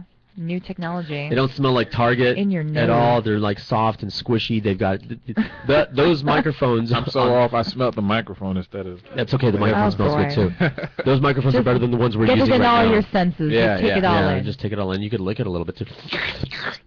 $200 a pop. We ordered 4 of these things. It's only going to take us 3 years to make that money back. That's okay. That's the kind of businessman I am. Speaking of business, somebody's emptying an office here on the 3rd floor. Oh, really? Yeah. Could that possibly be the sales and marketing office for SoFloRadio? No. Yeah, okay. It's not a bad location because it's right close to the bathroom. Mm-hmm. But we have this view. Personally, I would rather. I wouldn't trade this in windows. Anything. No. So meanwhile, back to St. Augustine. Yeah. St. Augustine. I want to do Michael and Chad. I wanted to tell those stories because the Michael the singing bus driver was great. We're Blunt Girl and I we left. I mean, first of all, there was no way that we were going to find you people. We lost you in 1 second. It only took 1 second to lose you. It was like a long blink. There was a foreshadowing long before when we were done working, and I changed. And we all got together. We convened at the one hotel. You were ready to get out there just itching. I've been standing way too long. And I saw you almost doing like the pee-pee dance, going back and forth. Vibrating. And I still had some things I had to handle, with CID and whatnot. So I said, not actually meaning it, but I said, you can go ahead. And before I could finish the statement, you were gone in an Acme puff of smoke. Yeah. I was there by myself. In the middle of the word ahead. That was it. And but I said, well, because I knew. Well, first of all, and I was just really, my feet were all itchy. The credential guy was supposed to be meeting us down there, and I know from experience that he who hesitates is lost with things like this. It has happened to me before that I've gotten to things just 10 seconds too late or 5 seconds, and then he was just here, but now he's gone. You got to go find him, and of course you never find him. I just didn't want to leave that to chance because really just all day long I was thinking about I want to go to the show, I want to go to the show, I want to go to the show. So anyway, so yeah, you said you can go on ahead. I was gone, and then you would and then you hit the D. Pew, gone. I grabbed Blunt Girl by the hand. It was a very cartoon moment because she was like flapping in the breeze. We're not me! With a George shape image through the door. And we're walking and it's like we're texting Cookie. We're texting. He was like we're giving status updates of where we are because I didn't want to lose you. I just wanted to get the credentials, and I was going to get yours and everybody's to make sure that I had them in hand before I could relax. And I wasn't about to relax until I had a beer in one hand and a fatty in the other hand, and on the concert grounds. Yeah, I just talk about itchy feet. So, which is going to be the name of a band. You've heard of Little Feet, Happy Feet, Itchy Feet. So off we went. So anyway, was it that night or no? It was the following night. It was the following night. But that was the night that we lost you in the crowd, like after we. Yes, we lost you through the crowd. we were holding hands in chain fashion, and I don't know. I think Blunt Girl let go of your hand to scratch her ass or something, just for a second, and the crowd swallowed you up, and that was like, and I jumped up and down and like, whoa, wow, they're gone. Which way did they go? She's like, I don't know. As Rita Gobb and I are like making our way through the crowd, I heard this one small voice. I felt so bad. I heard this one small voice that said, "We've been standing here for 3 hours." I felt so bad. But Rita could not be stopped. Well, and this is why there's concert protocol that I guess Rita and I disagree on, because my daughter, the 25-year-old, have been going to concerts since she was 9 years old. Some of them festival, general admission, not like this. And because we liked, same thing for the movie theater, get there really, really early to get those, I call them the sweet seats. Yes. Right in the middle, on the rail. Yeah, go ahead, give it a shot. Let's see who it is. Just have your hand on the pot, though. You have to have your hand on the pot, and then you answer it. If you hear one obnoxious sound, you pot it down. Hello, SoFloRadio. You have to answer it, though. You actually have to answer the call. I thought you usually had. Hey, okay. It's still lit up. Is this Alan? It is. Hi, Alan. Oh, my God. Oh, my God. Dio hates you. It's the rock line open. The talk line open, I mean. Yeah? It is. Hi. Hi. Who's mad at me now? Oh, Dio. Sounds like everyone. Dio hates you and the French. Yeah, I know. Well, it's not really my fault the guy screwed us. But I'm looking into the matter now. But anyway, what's happening? And Chris, I'm not upset that the show started 20 minutes late. He's gone. Don't talk to Chris now. He just left. I'm not, though. I'm not upset. Okay. That was nothing compared to the time the George Rodriguez show was on top of our show. I know. That was last week. I blame the intern for that. Yeah, he's better at the controls than you, George. But this is true. So what's happening? You could say that about everything. Don't you ask what's happening. I already said what's happening. You better call up with some new material. Just on my radio. Oh. What? I got the show late. I was doing something we spent the last hour talking about nothing but the she play. Nothing but. Why? Yeah, because I knew that you would like it and it would turn you on. So now you'll have to download the podcast. We've just been promoting the fun out of the she play all day since we've been here today. And but that's because I'm suspecting that Johnny Dolan is going to be jockeying it today. Is that correct? Yeah, unfortunately. Why unfortunately? I love Johnny Dolan. I hope he should be strolling in here a little after 3 today. But he's off because he's also on. We've launched. This is kind of confusing, but she also has a he. So we launched last week. He's only rockandroll.com with deep album cuts. So he's on there now, and then he'll be switching over to she later. But we got him busy since he's basically doing nothing else. Okay. Yeah. Have I met Alan? When I tuned in, George, I heard you saying, when Alan talks, you don't want to listen. That's all I caught. And then I said, I'm going to dial in. Like an ashtray. Oh, well, there you are. Alan, I don't think we've met.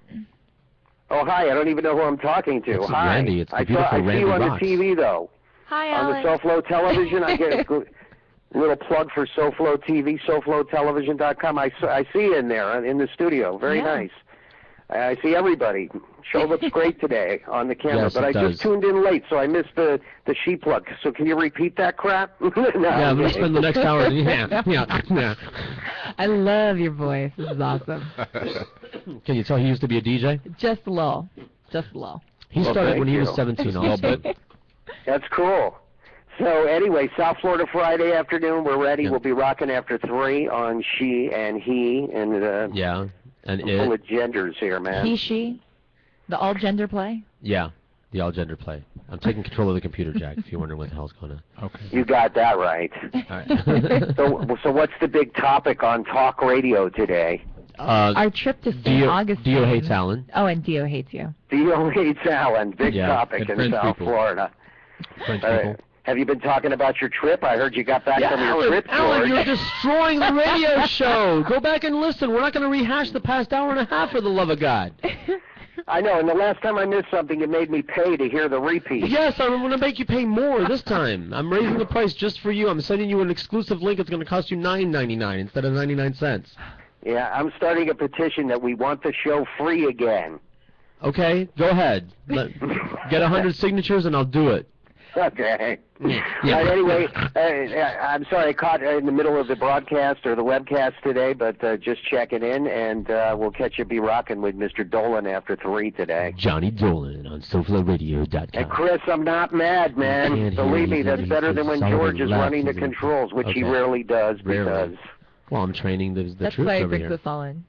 Yeah, we know. But anyway, we love you, George. Can we hang up on you now, Alan? Go ahead, man. Have a good weekend. Keep rocking, everybody. Yeah. Oh, thank you. Oh, that was a sweet sound. Cutting Alan off in the middle of a sentence there was sweet and wonderful. Well, we should probably take another break before Michael the Singing Bus, because we haven't actually started on No, it. we haven't. I don't want to interrupt that a story, so we'll come back and tell the Michael and the Chad story when we come back on SoFloRadio.com.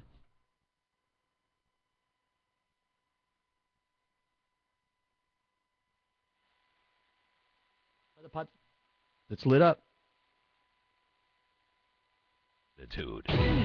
Strawberry pouches, smoothie. Get your hands off me. Huh? I said don't touch me. I shouldn't have went to that party last night. Now I'm seeing talking fruit. You're not dreaming, Bub, of it. And you're not putting me in that blender to do. But you're just a fruit.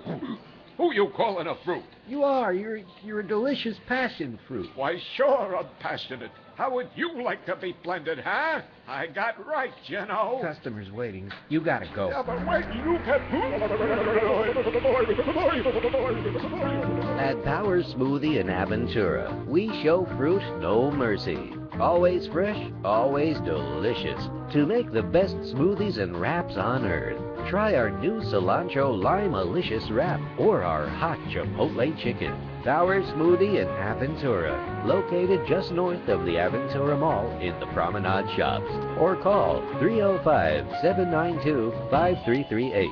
Open 7 days a week. Have you ever wondered how you could make a difference in someone's life? What if you could help hundreds or even thousands of children? You might think it impossible, but it's within your reach. Right now, today, students in the U.S. rank 32nd in world math skills. It's time for our children to catch up.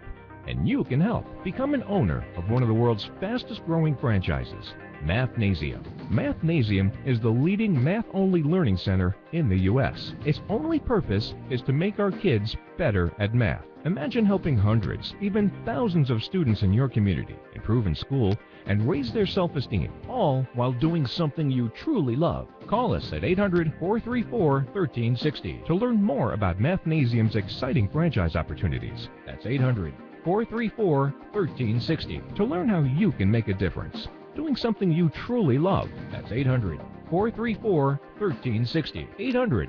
800-434-1360. Put a team of professional consultants behind your home or business computer with Key Information Solutions, providing solutions to your internet and computing needs while keeping you on the cutting edge of technology. Preventative maintenance and networking support, hardware and custom-built computers. Let Key Information Solutions be your personal tech staff for your home or office with affordable hourly, monthly, or annual rates to fit anyone's budget. Call Key Information Solutions now, 954-973-3374.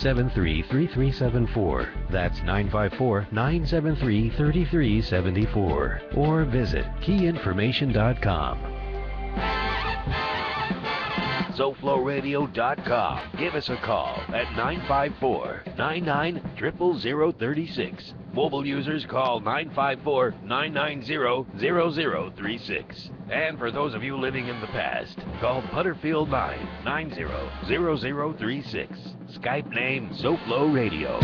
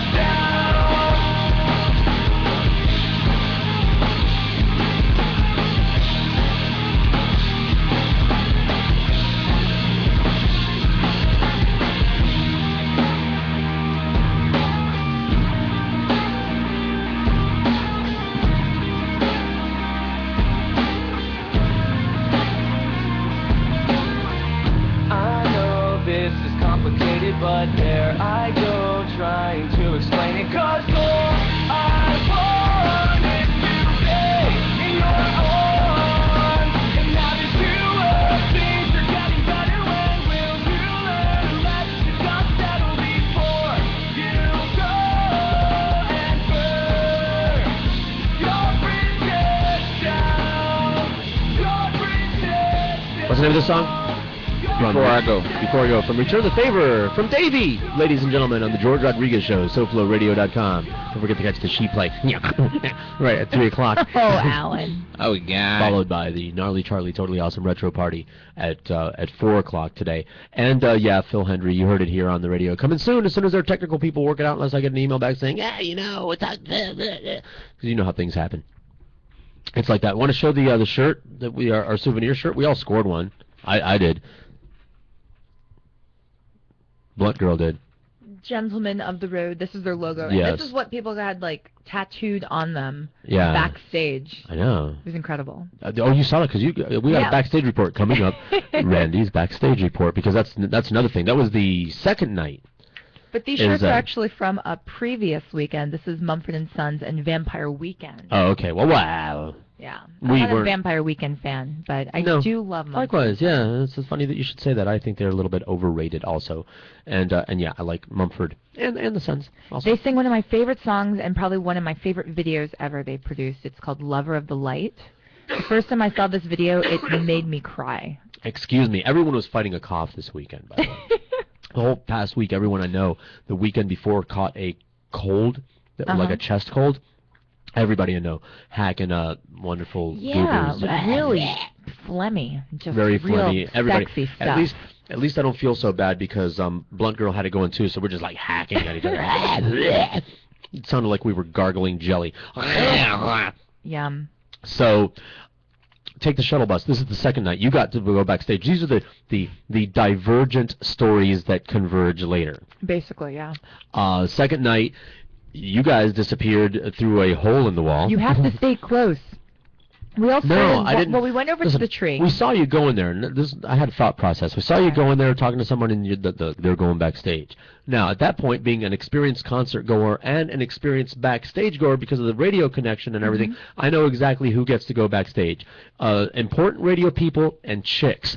I was not there in either of those capacities on that day, and I knew that Blunt Girl would be able to go backstage, but as soon as I walked up there, somebody would have to talk me into it or get someone to do a favor or something. They didn't want me there, and I knew it. And besides, Blunt Girl and I wanted to go back to the hotel room. Oh, okay. So, and you missed the Australian electronica DJ that played after the show. Yes. Nevertheless, I don't feel like I missed out. Okay. So you guys disappeared through a hole in the wall. They're going backstage. Kudos to you. I sent you a text. Hey, nice work. All right. And then we stayed not that much longer afterwards. Caught the shuttle bus, which is part of our deal. What a great deal. We got concert tickets, shuttle bus passes, rooms, free rooms. So off we went. And Michael was driving a school bus. You don't know this. Michael was a portly, older black gentleman.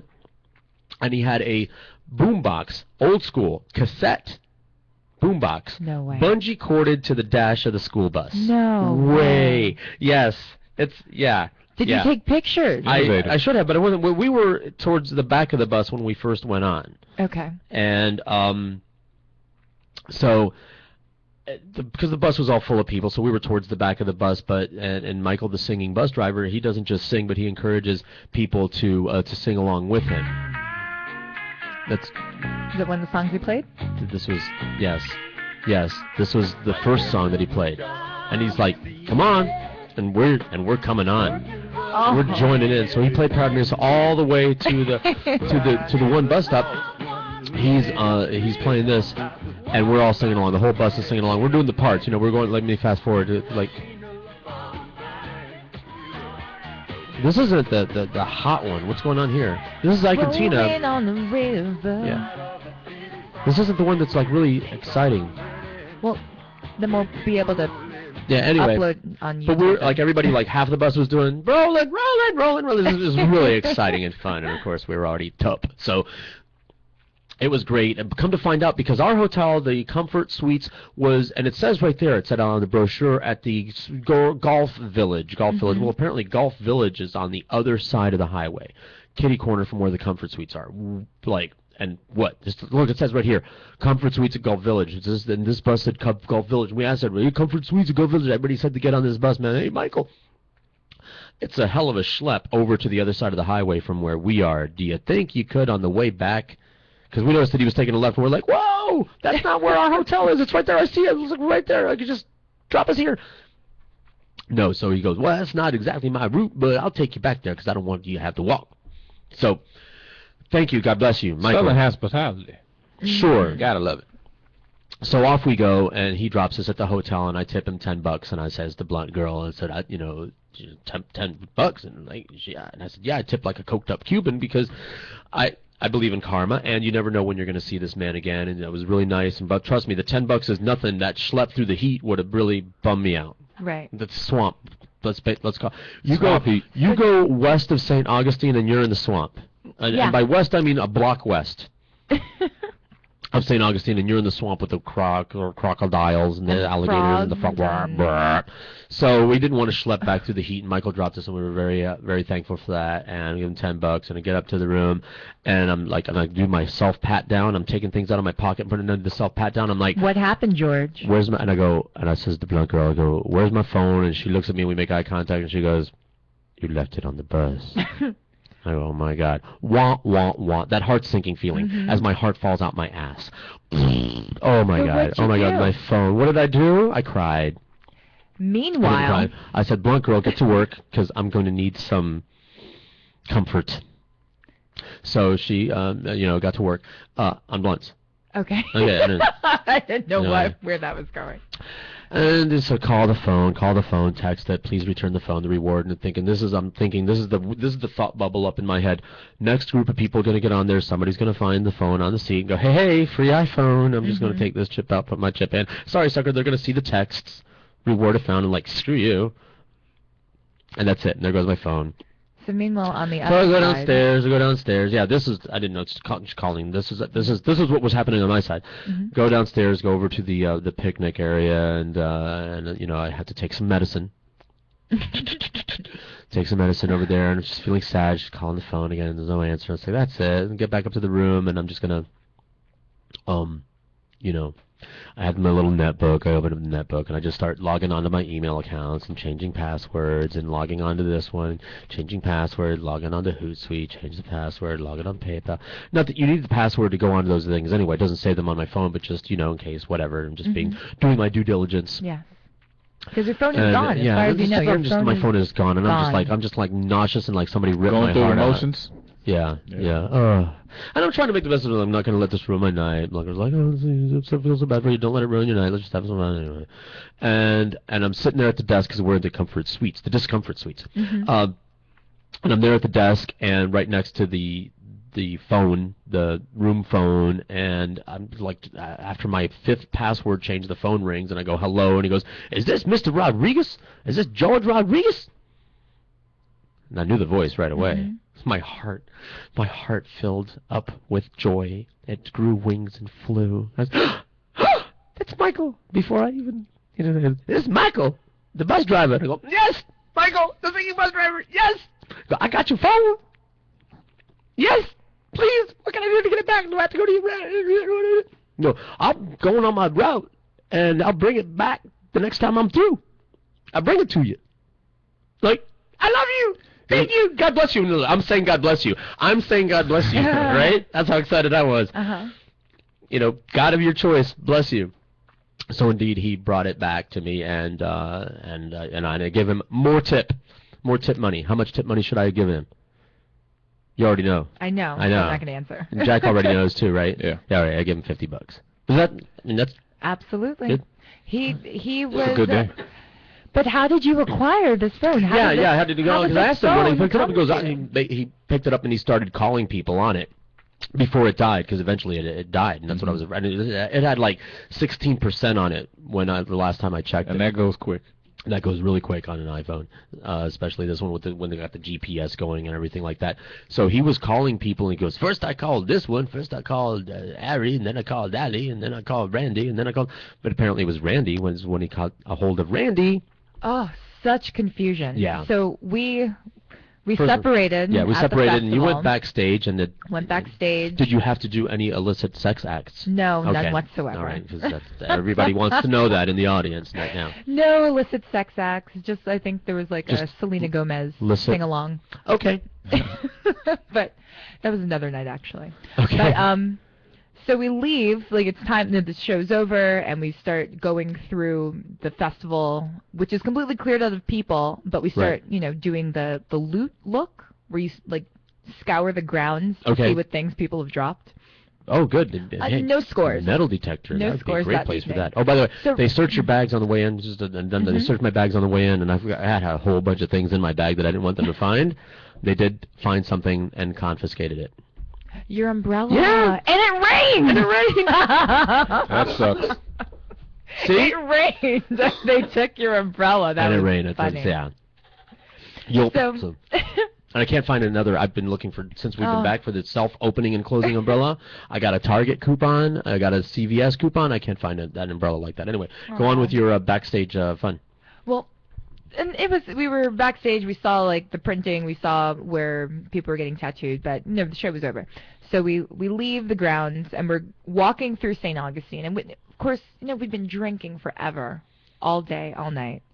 And my phone rings and someone's saying something to me about CID and clients and finding a phone, and I'm thinking to myself, how did he know that there were CID people in the first place? I don't know. That I don't know. Because there were all kinds of people on that bus. Well, I think you were wearing one of those orange wristbands. I was not. You weren't. I was okay, so I have no idea. One. So Nice Michael one, is partially psychic, Michael apparently. is a PI, man. He doesn't just have a good singing voice, but he is a sleuth. Well, I was in no capacity to do any sort of official work, but I sobered myself right up, and because I didn't know whose phone this was. I didn't know if it was one of No, but you're a good whatnot. person, and you don't want somebody to be without their telephone. Absolutely. Yes. So, like, I'm sitting over to the side. I pull myself over to the side. Gita and and our rest of our party start walking on. And It's Cookie, by the way. We don't use real people. Sorry, Cookie.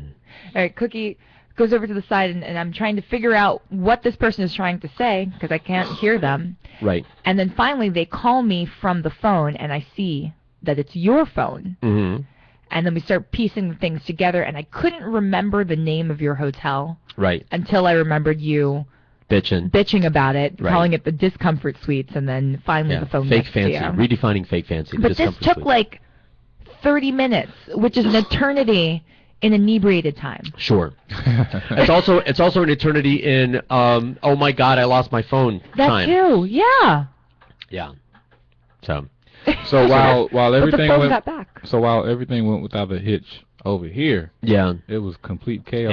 It was fun chaos, but even my bad luck is good. I leave my phone and it'll find me again. I'm gonna have this thing surgically attached to my head now, or something. It's amazing how the phone just changes the whole course of your demeanor, doesn't it? Man, it was like someone sucked the guts out of my abdomen. I was just oh God, oh my God, on my phone. I do everything on my phone. All my contacts, all my apps. Well, that's not a problem because it's an iPhone. I have it all backed up. I get a new iPhone, I can just and it'll be exactly like the other one. The problem was this thing. I got this as on eBay used for $460, and that hurt. That stung. Yeah. But I needed it because my other phone was failing. I had an iPhone 3 GS, which had served me for years. But it was failing. It was coughing up blood. It wasn't going to last much longer. I had to segue into a better one. And this one, it's got its faults because it's been dropped a few times. But nevertheless, I got a good deal on it. The guy threw in his case. And I went online immediately. It's like, all right, let's see how much a used one's going to cost now. None on eBay. There weren't any used ones on eBay, just the new ones for $554. I don't have $554. So now what? So I got to get something 99-cent thing. Sure, give it a shot. It'll be something exciting and interesting. Hello, SoFloRadio. Yeah. And there they are. And there they are. By the way, they're diehards. They'll be there forever. Until they die from me throwing them off the balcony over here. And then there's Chad. Chad. You remember Chad?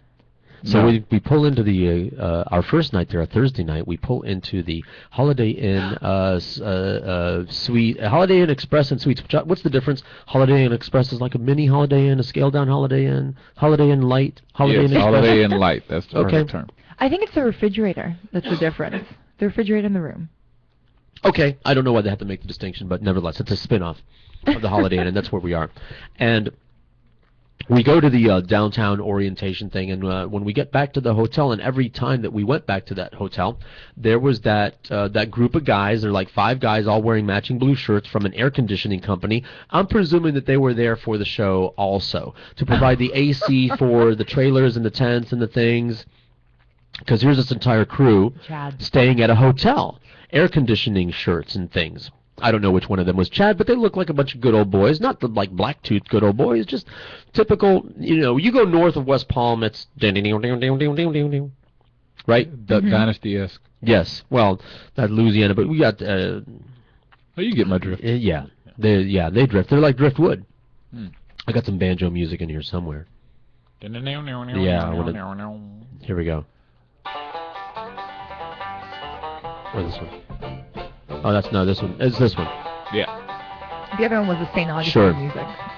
Now, what they see, they're there, and I don't know if they were drinking some beer at some point, but mostly they're hanging out because it's a no-smoking building, and I think all of them smoke cigarettes or chew tobacco or something like that or drink beer.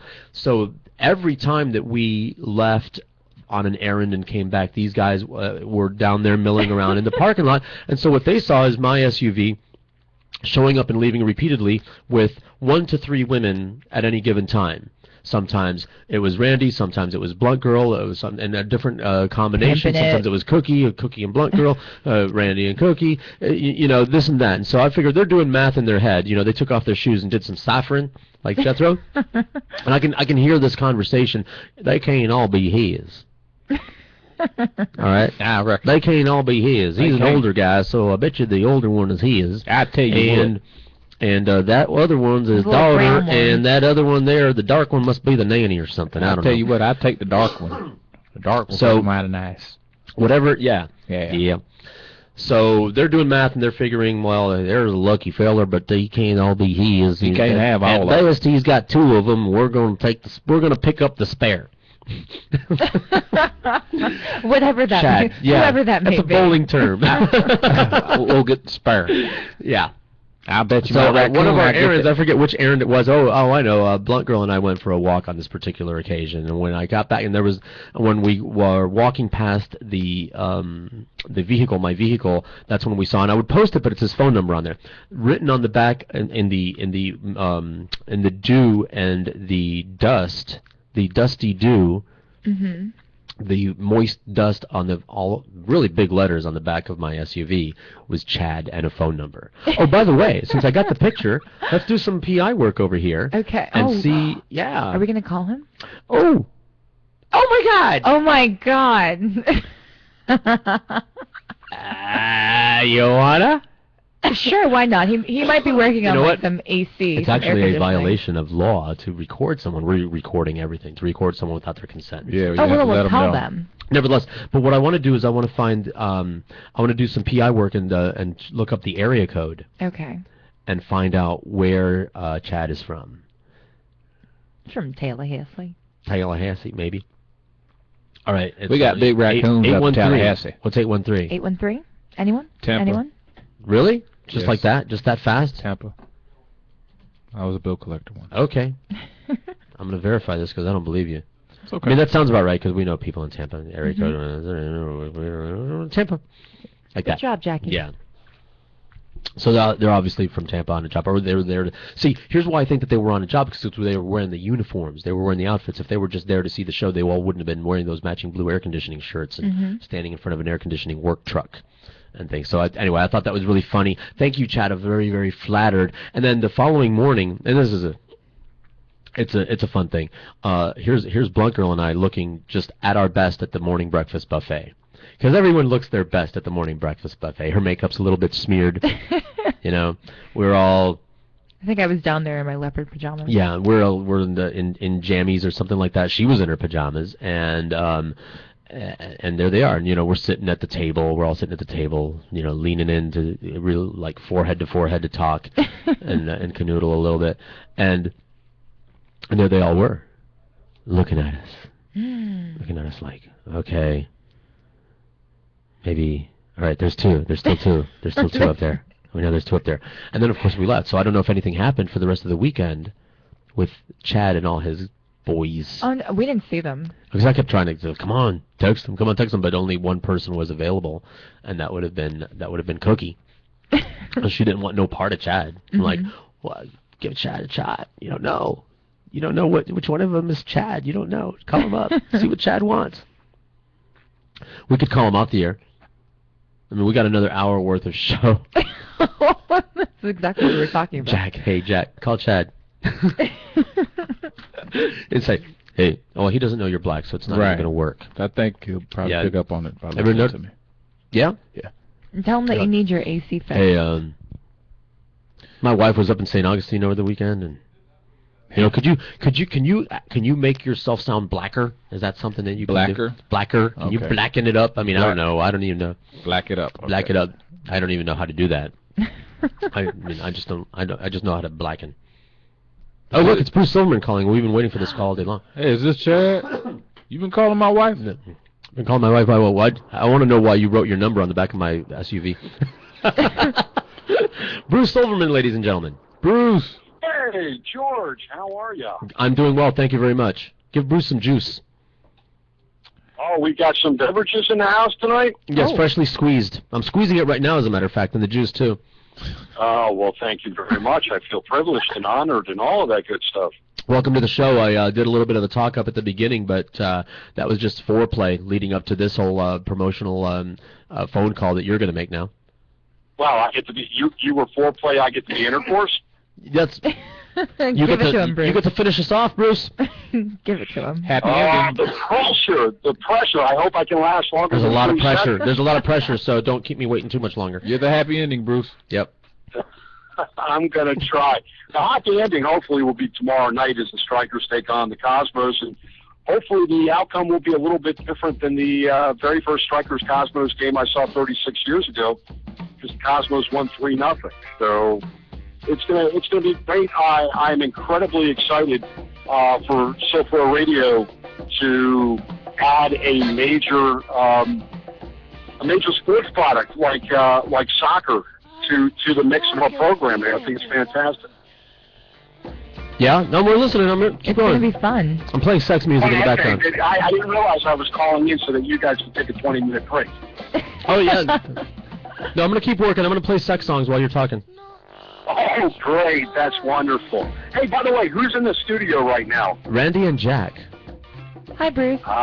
Hey, Bruce. Hey, Randy. How are you? Jack, what's going on, my friend? Everything's good. Jack is going to be your producer for this event. Sure. I'm looking forward to it. It's going to be a lot of fun. We're hoping we're going to have strikers past and maybe even a present, and some league officials and some city officials from Fort Lauderdale, and I'm so distracted. How does anybody make love with those noises? Well, bring a camera, I'll show you. Find the beat. Hey, Bruce, is what's my guy's name? Ray something? Ray Hudson? Ray Hudson. Is he going to be there? I spoke to Ray last night, and as long as we can clear with his employer for him to come in and spend some time in the booth with us tomorrow night, he is going to be there. He would love to do it. Yeah, I went to this Strikers Town Hall last night in Fort Lauderdale, and he was talking, and the man, there's a reason why the Strikers, even though for the better part of 30 years never played a game in South Florida, there's a reason why they were so beloved 30 years ago and 35 years ago, and one of the big reasons is Ray Hudson. To hear him talk about his teammates and the fans and what South Florida was like at the time. Are we talking about the same Ray Hudson that I have like liners from and did some for me and Neil? That Ray Hudson? Are we talking about the former Striker soccer player, Ray Hudson? Yep. We got some audio drops from him somewhere around here. That would be one of the same. If you got him, I'd love to listen to him. Oh no, just have some drops from him. But if he's going to be there, I've met him a few times. He's a very charismatic guy, from what I've heard. Oh, he's fantastic. He was telling stories, and he's got that great English accent. Yeah. And he's talking about the lads, and he's talking about how great it is and how wonderful it is to. He's from Newcastle, so it's almost a Scottish accent. He's right there on the border, so it's. It's fantastic. I mean, first of all, super nice guy. When I spoke to him, he said he'd love to come in the booth. He'd love to talk about the old days. And like I said, he is the lead announcer for Be In Sports for soccer. And as long as they don't have a problem with him stepping into somebody else's broadcast booth, I could probably say, "Hey Ray, how are you? It's great how great is it to be back in Lockhart Stadium after all these years?" And probably shut up, and he'd still be going when we went off the air. Yep. He's great. I can't wait to see him again. It's been a long time. Yeah, it'll be great. He's definitely going to be at the game. There's going to be a lot of other former soccer striker greats that are going to be at the game. We may even have some Cosmos coming into the booth. Somebody told me last night there's a rumor that Pele made. Really? Wow, that's huge. Hello? Bruce, are you still there? Bruce is gone. And so he's gone. Wow. Well, hopefully we'll go back. Pele's going to be there, and then boom. and then he disappears. And I haven't found my my Ray Hudson drops. We lost a lot of. I mean, I try to salvage as much audio from the Neil Rogers show in those days as possible. And I really thought we had the Ray Hudson stuff on here. Bruce is back. Bruce, are you back? Hello, Bruce. Hey, I think I premature ejaculated. I'm not. Oh, okay. No problem. Okay. I got a towel. Let's just keep going. Wipe it off. I want to blame it on the new operating system on my iPhone. That's sure. what happened. You got it. It's going to be. We're going to have a lot of fun. It's going to be great to have all these guys in the booth, and Adam Christo, one of my old producers, is going to be doing color for us, and we're going to have a really, really great time. And for SoFloRadio to have a professional sports team on our radio, I think it's great. I know we added the Gnarly Charlie show the last Friday of every month, and that's a great program. And to have the great Phil Henry joining us shortly. South Florida Radio, SoFloRadio is doing some amazing things. Absolutely. And thank you for putting this all together for us, Bruce. Hey, I try. Yeah, well, I you try. succeed. It was good for me. Was it good for you guys? It was very good. I'm going to go have a cigarette. Yeah, now we need a cigarette now. Commercial break. I've never, ever asked a guy if it was good for them, but George, thank you. Right, I'm going to sleep so much better tonight. We're pioneers here. There's a lot of firsts on SoFlo Radio. Right. Don't forget to text me that address, and I'll be there with Jack in hand. With bells All on. right, fabulous. We'll see you tonight at the stadium, and just so everybody gets it and puts it down, the broadcast is going to start tomorrow night at 7:30. And we're going to have a great time. So if everybody can go out there and to put it on social media, that they can listen to the game on SoFloRadio.com, tweet it out. The obviously at SoFloRadio is the Twitter for SoFlo. The Strikers tweet is at FTL Strikers, Fort Lauderdale Strikers, FTL Strikers. It'd be great for them to see all of our listeners and our supporters tweeting about the broadcast there. And obviously you want to tweet about Silverman on Sports, the show that I host every Monday night, 7 to 9 on SoFlo Radio. It's at Silverman Show is the Twitter, and SilvermanOnSports.com is the website. Cool. Thank you so much, Bruce. It's going to be a great time. Congratulations. Randy, keep these guys. Thank you. Keep these guys in line. Don't let them take advantage of you. Keep my whip in hand. Thank you. What do you think's the bad influence? Oh, there you go. And I came in just for the straight stuff. I didn't realize I was leaving for the BDSM. So you guys and I'll see the guys tonight, and we'll see everybody on the radio tomorrow night. You got it, Bruce. Yep, look forward to it. See you later on. Thanks a lot. Take care. Bruce Silverman, ladies and gentlemen. Don't forget Silverman on Sports every Monday on SoFloRadio.com at 7 o'clock. There, I did that backwards. I should have done it differently. Don't forget, Silverman on Sports every Monday at 7 o'clock on SoFloRadio.com. Streaming live from the beautiful city of Hollywood, Florida, USA. This is SoFloRadio.com. Have you ever wondered how you could make a difference in someone's life? What if you could help hundreds or even thousands of children? You might think it impossible, but it's within your reach. Right now, today, students in the U.S. rank 32nd in world math skills. It's time for our children to catch up, and you can help. Become an owner of one of the world's fastest-growing franchises, Mathnasium. Mathnasium is the leading math-only learning center in the U.S. Its only purpose is to make our kids better at math. Imagine helping hundreds, even thousands of students in your community improve in school and raise their self-esteem, all while doing something you truly love. Call us at 800-434-1360 to learn more about Mathnasium's exciting franchise opportunities. That's 800-434-1360 to learn how you can make a difference. Doing something you truly love. That's 800-434-1360. 800-434-1360. Social media marketing. You know your business needs it, but you have no clue on how to do it. And who has the time? Don't worry, you're not alone. Mouse Media is here to help. Mouse Media has linked creativity, art, and technology to expand your web presence and increase traffic to your site. Visit them at mousemedia.us. That's mousemedia.us. Or follow Mouse Media on Twitter and on Facebook. mousemedia.us.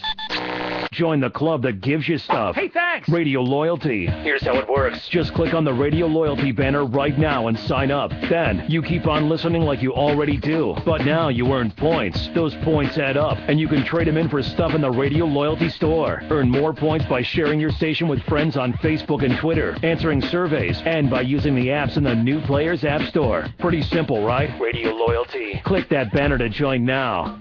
Yoga Gangsters, a Miami-based nonprofit organization, provides free yoga programming to youth and young adults who are either at risk or in crisis.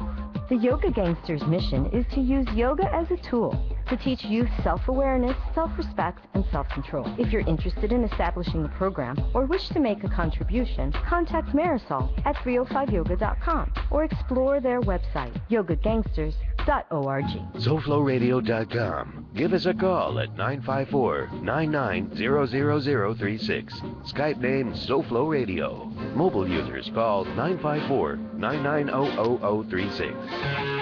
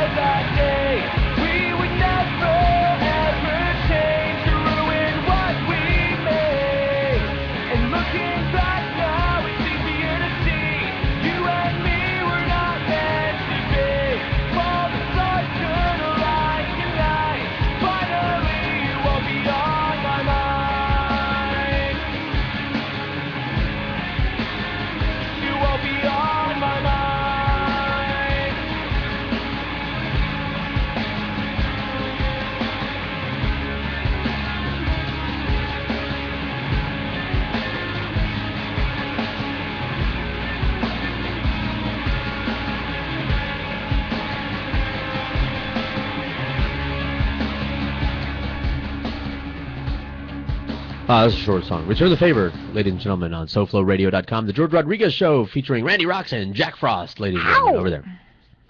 And thank you, Bruce Silverman, once again for calling in. So meanwhile, back to, I got some things to check off over here really quickly that I don't need to spend a lot of time talking about. New cartoon on the Cartoon Network. I don't know if it's made for drugs or made for people that don't want to use drugs, but want to have the similar effect of tripping. It's called Uncle Grandpa. It is the most bizarre, random, surreal thing I've seen, I don't know, ever. It makes no sense. Sounds like it already. It's Grandpa. stupid. It makes no sense, and it is just bizarre. I mean, I'm watching this thing. I'm standing in someone's kitchen, someone who has a TV in their kitchen. Mm-hmm. You know, people with money have a TV in their kitchen, big screen. I don't know while they're doing the dishes, or maybe it's for the maid.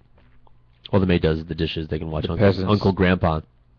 It's bizarre. I don't know how to explain it. Uncle Grandpa is this goofy character, and he's got some like a dinosaur friend and another friend, and they try to accomplish things. And there's dirty jokes in there, like mustache ride jokes, but it's just completely random. It's like Yellow Submarine without a plot. It's just random stuff, and his head moves from one place to another, and just I'm watching it, trying to figure out what the hell is going on, and I realize while I'm watching it that I haven't moved for like 15 minutes, and drool is dripping out my mouth. This is how it's just visually captivating and just bizarre and weird, and I don't know where. It's kind of like Ren and Stimpy, but Ren and Stimpy had kind of a plot. Yeah, they had storyline. And there was randomness, but there was it made sense in a way. Talk about something I wanted to repress. What, Ren and Stimpy? Please. Oh, Magical Nose Goblins. I love Ren and Stimpy. Ren and Stimpy was yeah, bad. but he got lazy and started like using the same, like recycling a lot of the same animated segments and just like putting them in, and like it wasn't making deadlines, and that's why it all fell apart. Oh, Ren and Stimpy? Yeah. Oh, okay. Is it Bob Crucifalus or Crucifillus or something? They've gone on. Yeah, there was I don't know. So, yeah, it's very difficult for me to judge that kind of thing because some of the people said, well, you just didn't have a good work ethic and staying on top of it, but. You know, it takes me a long time to draw something. I'm not a good artist. It takes me forever if I was going to draw a picture. So, They can't just all send everything to Korea for the slave labor of the Koreans. They have these giant auditoriums full of animators It's cheap. over there in Korea. It's cheap. It's cheap. It is cheap, but anyway. Frugal. So, anyway, that's just my review. Uncle Grandpa, Miss America. Since we were talking about beauty pageants here recently, and Randy's a former beauty pageant contestant. Winner. Well, you have to be a contestant before you're a winner. I mean, Yeah. You were a contestant for, you probably... I was a contestant in Miss Florida. Competed in several pageants up until that, because that's usually, because I dated a couple, back in the olden days. No, I wasn't. Beauty I wasn't pageant. a serial beauty Okay. pageant crown chaser. I did one, and I placed first Really? runner-up. Wow. And then I won my second one. Excellent. Well, congratulations. The conversation that we were having is I'm not down with it, but I'm not like I'm not going to pick it or anything like that. I'm a busy man, work, play, sleep, and so I'm not going to take time out of my busy life that is getting shorter all the time. That's why I'm all impatient anymore. I don't want to stand in one place anymore. I'm dying. My life is dying. I just lost 5 minutes of my life. I'm never going to get back. No refunds. And I don't want to. Exactly. I don't want to spend a great deal of my life protesting the beauty pageant thing. If you want to screw up your children's self-esteem and everything, and Honey boo boo. I've had the discussion back and forth, but I don't think, as a father of 2 daughters, that is not the thing that I think that we as a society should make a institutionalized big deal of. Beauty is a big deal, and we already make a big deal out of it. George, what you don't know is that they make a lot of money. I know that, but so do prostitutes. It is an entire economy. Prostitutes make more. I know. And politicians. I've had There's this discussion. so much money. I know this. And you could point to other things that are also not, morally positive and say they make a lot of money too. Politicians. Like cocaine sales makes a lot of money, and so much money that entire governments bank on that money. And there are people that are as addicted to all the glitz and glamour as there probably are people still, addicted to the cocaine line. I was just watching them like 2 weeks ago. I was just watching this movie of the human slave trade that's still going on. Mm-hmm. They're kidnapping people in America and shipping them overseas. It makes a lot of money. Yeah. Trafficking out? Yeah. Trafficking out? Trafficking out. I got to be careful. Because here's the thing. Because there's money. It is mostly, but here's the thing. These rich people overseas, like the Sultan of Brunei, these kind of people, these Arab sheikhs with gajillion money, they don't want those Indonesians. They've had them. They got a room full of Indonesians. I got 100 Indonesian sex slaves over here. I want a Barbie doll. I want me a nice blonde American. Generic. That when she comes, when they unpack the drum. Mm-hmm. And she comes out, she's like cussing, and who are you people? What am I doing here? I'm an American. Ah! That's when they start smacking and programming. That makes it even more delicious. Top price for an American with an attitude, because that makes it even more delicious when you finally break them. Right. It's a lot of breaking. Sounds like that's taking. going on. So I don't believe, and again, because I'm going to pretend that I have daughters. The fact that a lot of people make money exploiting women doesn't make me think that exploiting women is a better idea. There's a lot of money to be made in the exploitation of women and making a big deal out of their physical appearances, and I don't think that that's the message. But you're only seeing it as that. You're only seeing it as the objectification of women. You're not taking into consideration that these people volunteer to be a part of this, and that it also helps their self-esteem and helps them. Prostitutes volunteer. Oh my gosh. I'm not only seeing the objectification of women. I see. But it's not that. It's not exclusively that. I know it's not exclusively that. And in many regards, it's not that at all. The presence of it at all taints it and invalidates it as a thing that deserves any amount of support from people who have value towards women. If it were a contest of talent or intelligence and things like that, and that's exactly what it is, where the appearance were not relevant, then that would be a different story. But the appearance is very relevant. Indeed, it is called a beauty pageant. It's called a scholarship pageant. It is. I don't. I've never heard anyone out in the world refer to a beauty pageant as a scholarship. It is a scholarship pageant. Nevertheless, it's a scholarship pageant, and Miss America, the Miss America organization, is the largest provider of scholarships to young women in the United States. Also, they have the largest volunteer force. So I understand and respect your views, but there are some facts that you are missing. But that's fine. The presence of the other aspects, the don't eliminate the aspect that I'm objecting to. It is still present. It is still there. The appearance of the women is still a factor in their chances of winning. The appearance of women is a factor in every aspect of life. I know that, and I'm saying that I'm not getting behind that when. Oh yeah? I'm not. Oh yeah. What was? So what? What are you saying then? I'm talking about what institutions. I'm talking about institutions. I'm talking about supporting institutions. And yes, we are in show business, and all of our appearances matter when you get on a stage. That is why people put on makeups and costumes. It is show business, but and whatever they call it, all the rest of us in the world call it a beauty pageant.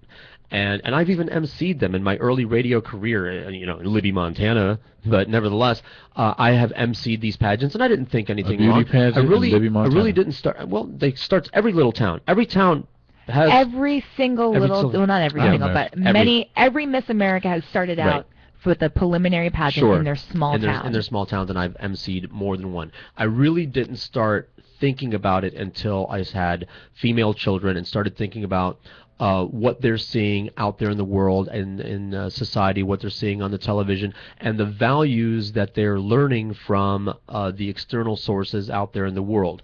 And even though my daughters are beautiful, I don't want them to be judged based on their looks. I want them to be judged based on their intelligence, their abilities, their talents.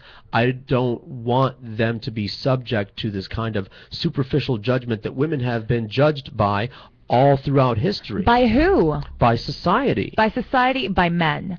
But by men, and men started it. No question, men started it. But women have picked up that baton and have run with it, because the pageant is very thick with women in positions of judges and organizers and administrators, and so now you have women judging women. Yeah. And judging them based on their appearance and their poise and the way they walk and smile, and your makeup has to be right in your dress and the swimsuit competition. And it's also based on scholarship. It's based on service. It's also based. Yeah. This is my problem. But it's about being judged on your well-roundedness as a woman in society. Okay, but your physical appearance is a factor. What's wrong? You hark about being physically fit and getting exercise all the time. That's a health issue. Absolutely. So you have people who have dedicated their time and their energy into being their top physical shape, and you wanna what? It's different. I'm talking about health. Everyone deserves to be healthy. Okay. Everyone ought to be healthy. Everyone should be healthy. So, but you can't put too much attention on being healthy. I'm not about health. I'm not talking about what you look like. Because then you're objectifying yourself. Absolutely not. That's completely two different things. All right. I mean, then help me understand. All right. Health means you live long. Everyone should be encouraged to be healthy. Right. Okay? Are you talking about the issue that I have with overweight people? Overweight people are going to die young, and they're going to leave sad people at a funeral. Has nothing to do with what they look like. They're harassed because of the way that they look, and that's not good. But they're going to live a short life, and I'm going to be at their funeral. I've already been at 5 funerals of overweight people, so it pains me when I see an overweight person. But that's not because they look ugly to me. If they looked ugly to me, I wouldn't be friends with them. I would be repulsed by them, and I would avoid them. But I become friends with them, and then I'm sad at their funeral. That's why I'm a big proponent of being healthy and eating right and getting exercise. It's not because of my superficial feelings towards that person, male or female. I'm not going to get behind, and they got Catholic Church over here too that I wanted to talk about because of William Donahoe. I'm not going to, for very similar reasons. I'm not going to get behind an organization that treats women in a way that I don't agree with, because this is me. I'm George. This is my life, and I exercise the right of association. And I have the right. When I see that asshole's bumper sticker, I have the right to have an opinion. Some people might see that bumper sticker that I saw this morning and have one reaction, like, yeah, man, what you said. Yeah, you go. So you don't agree with an organization that helps women and encourages women to pursue education, be contributing members to their society, to help others in need. But if you're fat, you don't have a chance, do you? Who or says that? Ugly. That's not true. That's not true at all. I will invite you to the Miss Broward County Scholarship Pageant, and you will see the range of women that are there. They ain't gonna win. Fat girl ain't gonna win that pageant. Trust me. You have no idea. Tell the truth. I do, Randy. I have every idea. She ain't gonna win. You make choices. It's about being judged on your choices. What choices did you make to prepare yourself for this job? Sure. It's a job interview. And if the job is being physically active and having to be out in the community, if you're not able to pursue that, if you're not able to do that, you understand. You don't qualify. I didn't come to this all by myself. I have a lot of female friends, and way before I had this opinion, I mean, you're not holding a pageant, and you don't have any fat friends. I heard my friends. I don't have any fat I'm not friends. holding a pageant. I don't know what that has to do with the fact that my feminist friends and I'm going. By the way, I want to get one of the Derby girls to call in. My feminist friends and a lot of them on the roller derby team. I've been hearing the objection. As early as when I was emceeing this thing, the objection from other women saying that these pageants are institutionalized sexism and a glorification of the superficial aspect of femaledom. I didn't invent that objection. I was hearing that objection from feminist women growing up all my life. It wasn't until I had daughters of my own that their words started to catch up with me and started to sink in. The disagreement that we're having, perhaps I should step aside and bring a designated feminist, like maybe Kim, who we talked about, right, or any of the Derby girls, and they can have this conversation as women and tell you that they object to the institutionalized objectification of women, which is what it is all about. And what makes it objectification is when a point is made, a specific point is made about the physical appearance, that their physical appearance has weight in this contest. And I know that over the years they have tried to move away from that being as important as it is. I've watched them, mom and wife and all these people would watch, the Miss America pageant, and I have seen have they eliminated the swimsuit competition altogether? Because that was a big issue for a while, and I don't know if it's still there, but there was a big push to actually eliminate it and just have the evening gown competition, which is objectifying enough. What's really interesting is that you have the Miss America pageant, and then there are actually different organizations. Yeah. You have the Miss America organization, Miss Universe, Miss Teen, the Miss USA, Mrs. America, USA, which continues on, Miss Universe, and right, yes, indeed. And then there's like 100, if not thousands, of mom and pop little pageants that take place all over the country, if not the world. Go ahead. Well, my view on this is a little different because I have a daughter. And I also had a sister that was a part of, she actually won the Miss Miami Gardens pageant. And to be a spectator, it is very competitive, which is very American, as you see, your loved one or whoever the case may be, make it to that top three or whatever, and the build-up, a lot like American Idol. Pageantry, period. Now the whole swimsuit thing, mind you, this is my baby sister, and I'm watching this.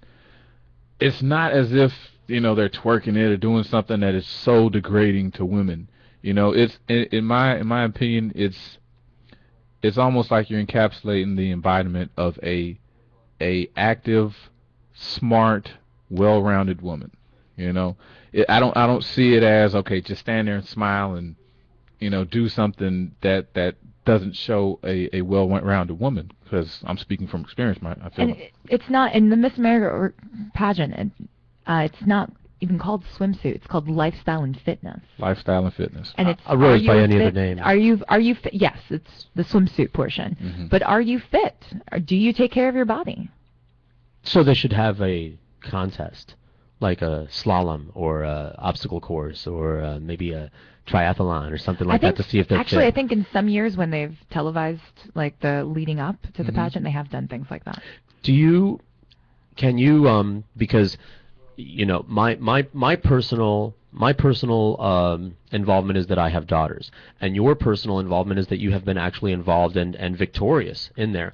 Can you not see how women who have no chance, and because a lot of women compete, there's only one winner. The women that compete, most of them have a chance in one capacity or another, but they still represent a tiny percentage of the women who have a chance. There are women out there who aren't very pretty, don't have good bodies. It might not be an overweight issue, but just, the proportions of their body and this and that, and they don't have the grace, they don't have the charm, they don't have a chance. Can you not see how this kind of an event would be a slap in their face? They might be smart, they might be accomplished, they might be very good people with good hearts, very talented, but they have no chance of even entering that contest. Can you not see how this would make them feel? And again, the contest is promoting itself as the well-rounded woman, and the message to these women who have no chance is, you're not a well-rounded woman because you lack the physical, you lack the beauty that is so important in this kind of a contest. What you don't understand, or what you may not know, is that it takes training to do well at pageantry. Certainly. It's a sport, many people approach it like a sport, and like in real sports, there are some people with natural abilities and natural talents, and then there are people that train and work, and then they achieve the goals that they want. It's a sport. Yeah, it's like those things you can learn how to be charming. You can learn those. It's certain etiquette. You can learn those things. Some of those things can be taught. And then after all is said and done, it's a competition with yourself. Right. And the opinion of a few people. Right. I'm trying to get, good, she's here. I want to get one of the Derby girls to call up to promote this event that I'm going to tonight, because here's a perfect example, and just like the Catholic Church thing, because remember, I started this by saying I'm not going to take, we're doing a talk show, that's why we're talking about it. But I'm not going to take 30 seconds out of my busy day to drive one block out of my way to throw a rock at a Miss America pageant administrator because I think that what they're doing is bad for women. Right. I do think that. I'm right here. But I'm not going to. Because I'm a busy guy. I'm on my way to doing stuff. And so are all those women in those pageants. All those women in those pageants. Those girls are going on to be great in entertainment. They're going to go on to be congresswomen, and these are the women that will shape this country in the future. Oh, well, that's too bad. I would like it to be one of the Derby girls instead. Well, they're welcome. Or Kimberly Johnson. No, they're not. As a matter of fact, because here's what I am going to do, rather than cast rocks at the administrators or the proponents of the Miss America pageant, the pageant that celebrates the superficial, rather I am going to lend my tangible support to a group of women who embody the values that I do appreciate. A real sport, real competitive, and when you look at these women, and if you would like to come and hang and party with us tonight, absolutely, excellent. When you look at these women, you will see a huge cross-section of society. Every size, shape, color, and age and lifestyle is represented in this group. And there is you could take one or two of them and maybe they would qualify for the Miss America pageant, but all of them qualify for roller derby because of their dedication, because of their skill, because really that's it. Because you don't have to know how to skate. They will teach you, and they will take you from the very beginnings all the way through. It's the exact same principle. When you come party with us pageantry tonight, you will not find very many of the girls in that group that would qualify for the pageant, because... Other than myself, how many beauty pageant people have you met? Scads. Okay. My longest-lasting girlfriend from Montana was a constantly in pageants person. Okay. And that is how I wound up emceeing the local pageants there. I was on the radio, and I was dating, and her name was Ann, by the way. She's the ballerina in the one picture that I might have shown you. Okay. She played the piano, and she did ballet, and her parents had money, and she roller skated like a champ, and she was a very multi-talented person. Her feet were nasty. Ballet will just destroy your feet. They do. Jack yes, up they feet. will. She took her shoes off once, and I was like, gang signs. Screech! Yeah. It's like, oh my God, it's a harpy. She had like. But she was so graceful. Yeah. She was very incredibly graceful. And on wheels, because when a girl knows how to skate, that makes her hot tur. I'll to make this point in regards to the pageantry, you might have a contestant that doesn't know how to skate. To use as an example, but that's a temporary affliction. You can take classes on the poise and the charm and everything like that, but if you're butt ugly, you can't take beauty classes. You gotta go into the night. It's called makeup.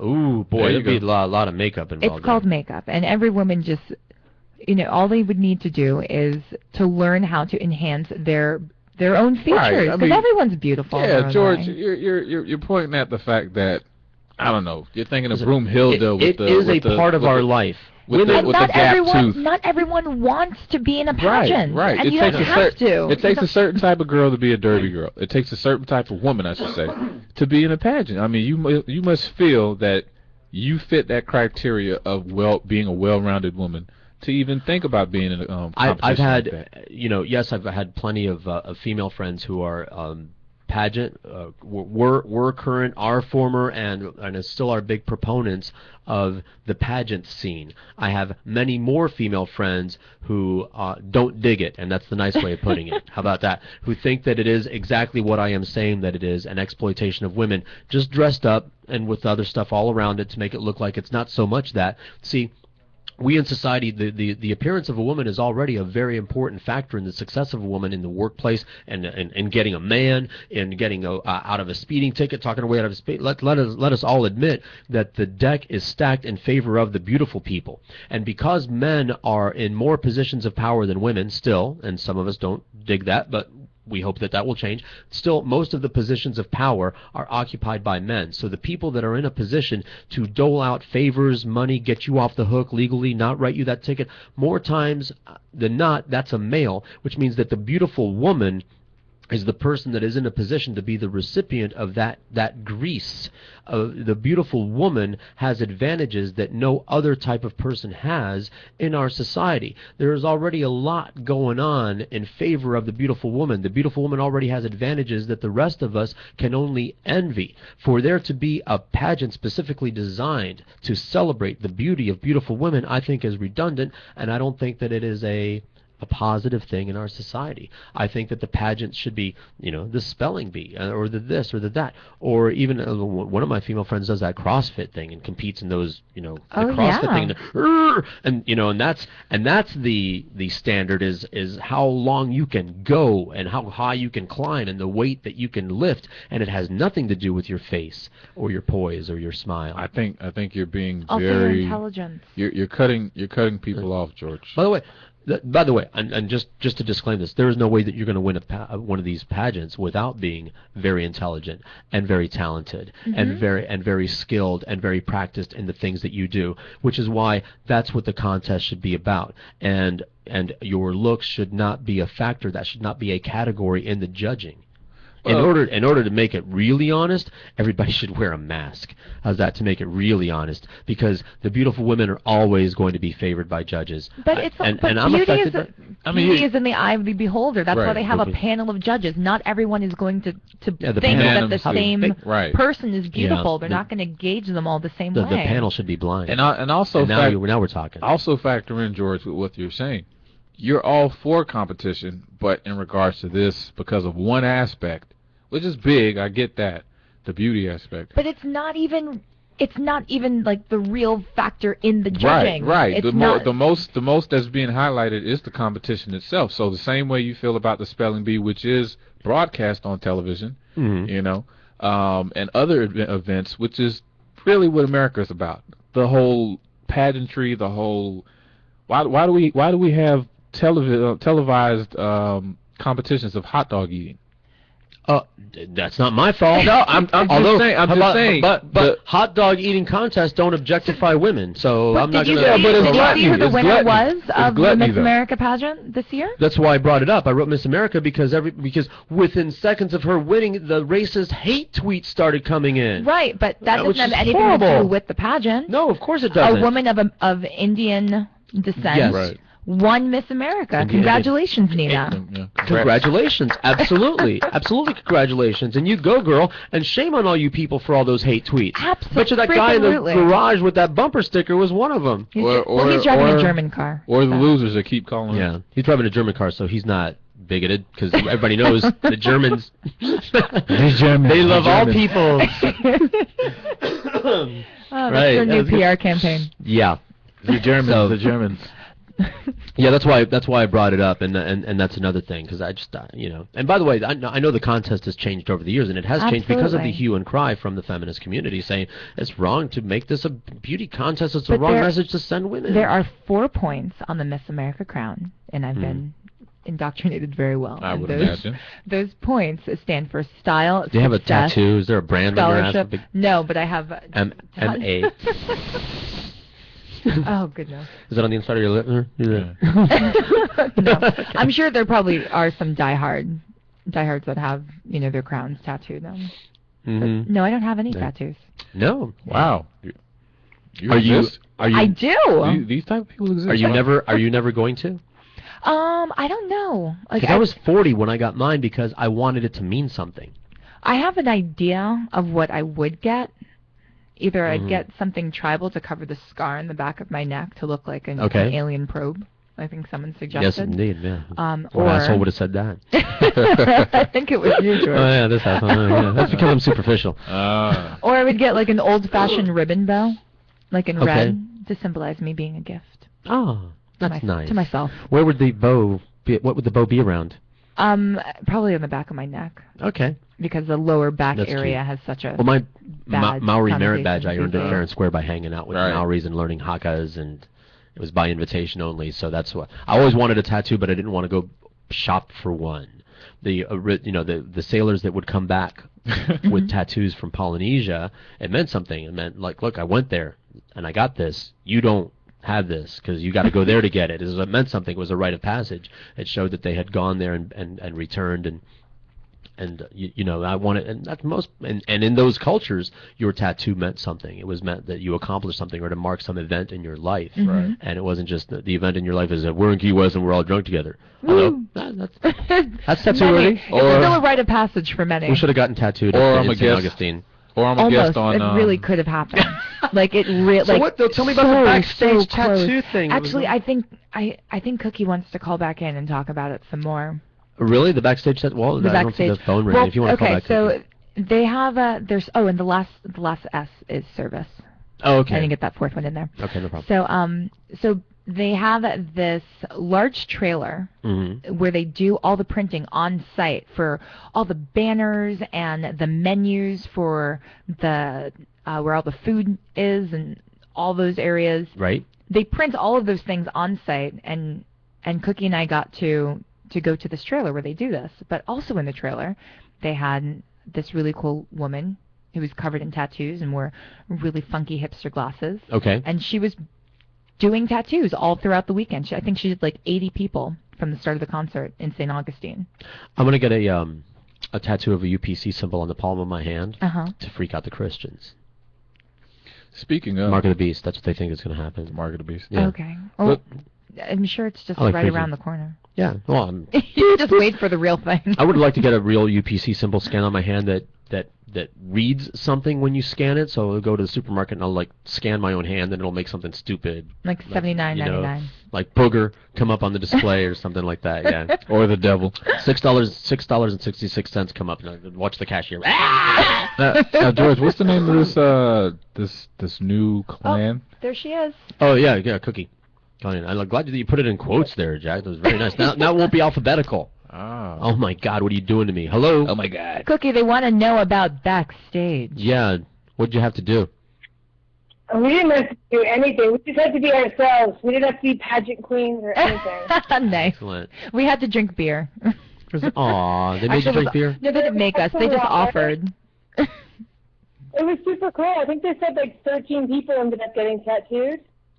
They had a tattoo artist, and they brought her in, and she was cool, and just sitting there doing tattoos like it was nothing in this printing portable thing. For money or for free? She was taking donations. Okay. She was taking donations. The band, I'm sure, was hooking her up. Yeah, that would have been a romantic thing. I'm glad that me and Blunt Girl wouldn't have gone back there because we were a little, drunk. And something. So that's like a horrible thing. That's a relationship ending event, getting matching tattoos or something like that, or the person's name or initials or something. Like you break up the next day when that happens. Just to make you, that's Murphy's Law. They were really promoting doing the Gentleman of the Road tattoo. It was like a crew thing. The Mumford and Sons. Yeah. Okay. I can see. It was like people that were on the crew all got it. It was an arrow and an axe, and that was, and it was the meaning of that symbol was explained to us later at our little after party. So you can explain it to us now. After hours rendezvous. Yeah, we weren't invited. I wasn't invited to that. That's okay. We had fun anyway. Do you remember? I wasn't invited either. I just went. Well, so what is the significance of the arrow and the axe? Let me axe you. Cookie, do you remember? The arrow was to go right through and to push through and prevail. All right. And what was the axe again? Well, the arrow, it's actually like a shaft of wheat. So it's like taking from nature and also having direction. And the axe was, force and using your might to accomplish things. Muscling your way through things. Oh, perfect. You should wear your shirt all the time, Cookie. I guess I'm forgetful. We're going to embroider that symbol on your backpack and call it the axe. There you go. All right. Well, thanks for calling back.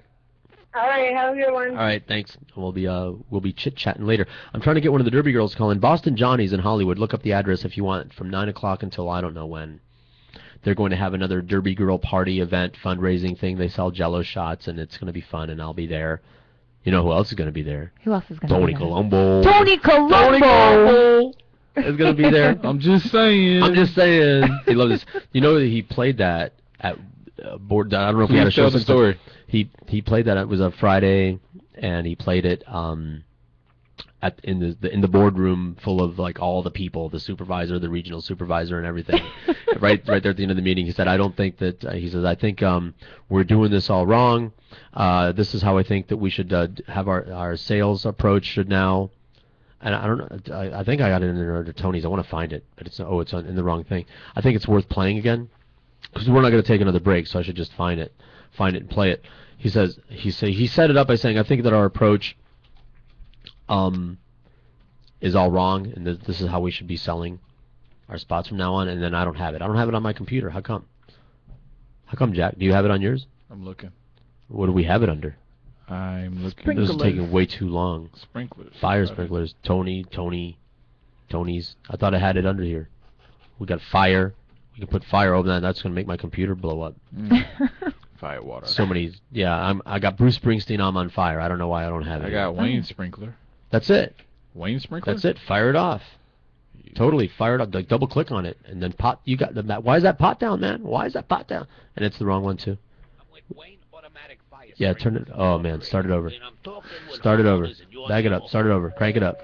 Hey, how you doing? My name's Tony Colombo. I'm with Wayne Automatic Fire Sprinklers Incorporated, and I'm talking with homeowners in your neighborhood about the benefits of having an automatic fire sprinkler system in your home. Isn't that usually a commercial property thing? Not necessarily. You know, houses catch fire all the time. Right. You know, most household fires occur when occupants are away from home. I didn't know that. Yeah, sure. You could get a short in your wiring. This is a new house. I got the best breakers I could buy. Oh, yeah? What about gas leaks? Oh, I don't use gas. We're all electric here. You could get hit by lightning. Yeah, I suppose that could happen. Let me tell you something right now. Florida has more lightning strikes than any other state. I didn't know that. Trust me. The only real protection against fires for fire sprinkler systems. You know, it sounds a little like you're saying that you're going to burn my house down if I don't buy your sprinkler system. Whoa. That is a terrible assertion. I ain't saying that at all. I'm just saying that if you do have a sprinkler system, then your house won't burn down. Because you know that's what sprinklers do. Wayne Automatic Fire Systems. Call us today to schedule a total protection consultation. Why are you turning it down? Why did you do that? What happened? It went to another song. It went to another song? Yes. Okay, I don't know why Media Monkey's going towards to Audio 1. It might mess you up. Is there knocking? No, it's thumping. Somebody's thumping something. Downstairs. That's downstairs? Yes. The hell is that? Hey, we're doing a radio show in here. Trying to do a show down here. We're gonna have to soundproof this room over here, but it's the drop work in ceiling. progress. Seems to come up over the walls and everything. We got the door open, but that's okay. Nobody knows we're here. But if the stalker, the sexual harassers would like to visit us, it's 1926 Hollywood Boulevard, the Ramada Executive Suites. Free parking right in front. Just walk right up the stairs, and we will beat your ass. You go up. Will be out the you door. go up one flight of stairs, and then you take a left. Go through the gate. It'll be open. Come up another flight of stairs, and then we're in the southeast corner. Wait, no, sorry, the northeast corner. Yes. Come on on the over. northeast corner. Come on over. There's no sign on the door right now. We're gonna show you just some walk love. right in, and we will be happy to help you back downstairs. Yeah, we're going to show you some love. The express route. I would suggest the elevator. Oh, yeah. Oh, you can come up the elevator, fun, but you can come down. But that's a fun trip. Chris, by the way, here's as part of the intern training over here, how to spot someone who is a DJ or a production guy out at the store. Turn this way. Turn that way. Look at that song. See that? You see that? The hair? No. Oh, the ear? No, this. Oh, the... See the black? Yes. Schmutz on him? That's from the headphones. Headphones come off on people that work in radio. Headphone schmutz on the back of your ear. The cheap headphone skin comes off. Now these $200 headphones that we bought, those will last forever. These headphones I've had for like at least 15 years. So they start flaking and peeling and. But those are nice headphones. The Audio Technicas. Yeah, man. I hope so. Oh, Cookie's texting me over here. Nice. Okay. Did it come out just like that? Yeah. Oh, okay. No, I'm doing texting and talking at the same time. I'm trying to get one of the Derby girls to call to promote this thing tonight before we run out of time. And Kel's isn't calling. There's a Boston Johnny's. I'm just going to look it up on Facebook and talk about it. But I would love to have a Derby girl. Oh, Boston Johnny's down here in Hollywood. Down here in Hollywood, they have a thing. Let me try to find it. They have an event. I think they're doing it like every Friday. Friday Night Shenanigans is what it's called. Shenanigans. And been there. I declare shenanigans. Shenanigans indeed. Look at all these beautiful Derby girls. They're going to be there, and they do things, different things. Sometimes they Jello wrestle. I don't think that's what's going on tonight. Mind if I opine for a second? Sure. Go ahead. Referee. Is there a winner? Pine away. Have you ever? Everyone wins. Have you ever heard of a Kentucky Fried Movie? Yes. You heard that? I saw that in the theaters. That's how old I am. Yeah. Wow. Well, there was an incident where where a guy portrayed himself as Super Dave. Yeah. And he was a daredevil. Yes. He was like, okay, this is what his stunt's going to be. He's all dressed up in a Super Dave costume, and some guys playing craps, some black guys. Okay. So he runs in the middle of them and he says, "What? Nigger!" Oh my God! All right, I had a similar situation at Shenanigans. The bar? The bar off of Sheridan.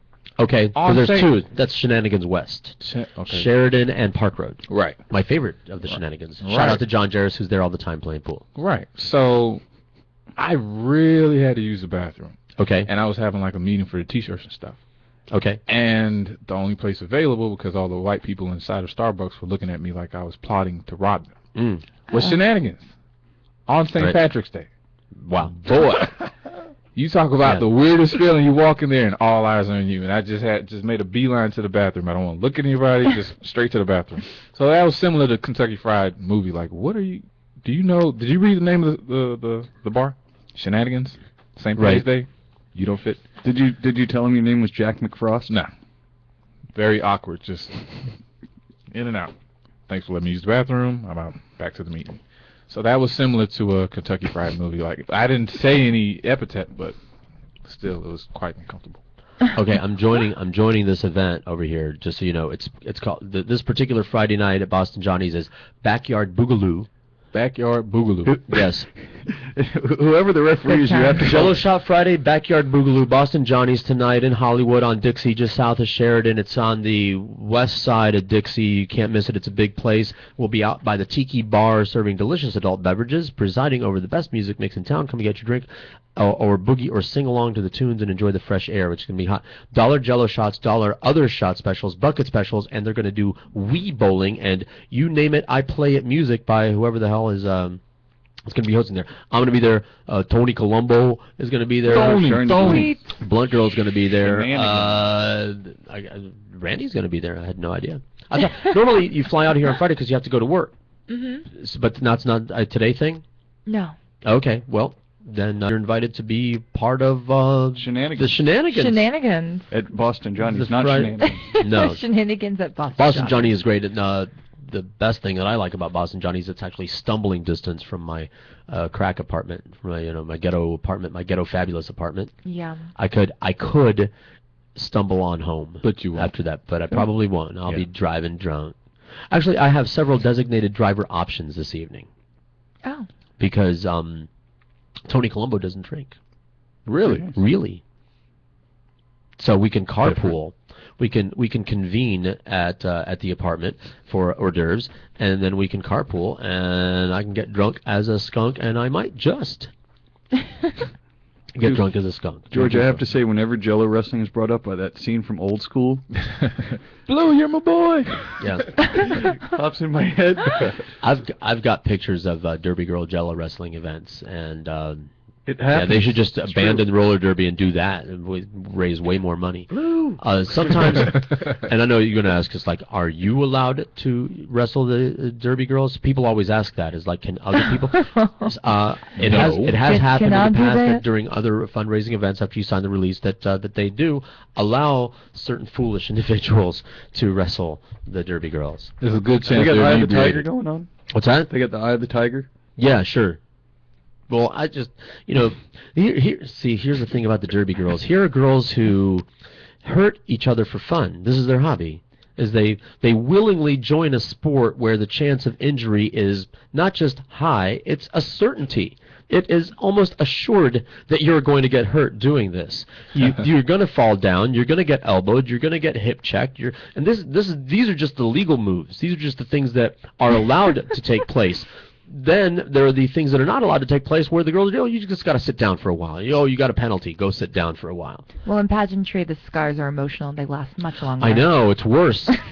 It's crazy worse over there. So Kells isn't going to call up. I could just put a big old blast out there for somebody to call up, but it's only 5 minutes. There's no chance that I'm going to get somebody to call up in 5 minutes. Let's just argue about the Catholic Church instead. Or maybe not argue. This new Pope, I've been watching the new Pope on the news. Like, he's amazing. Pope Pissing Francis. people off left He's and amazing. right. Who's he pissed off lately? This is funny. When William Donahoe, the screeching, self-hating faggot defender of pedophilia, gets upset at the Pope, I know the Pope is doing something right. Amen. Amen, brother. Because the Catholic League is supposed to. The Catholic League presents itself as an anti-discrimination league. The Catholic League claims that what they do is they defend the Catholic Church from anti-Catholic and Christian bigotry. Mm-hmm. Because our society is deeply steeped in anti-Christian and anti-Catholic, specifically anti-Catholic bigotry, because, the Catholics are very persecuted.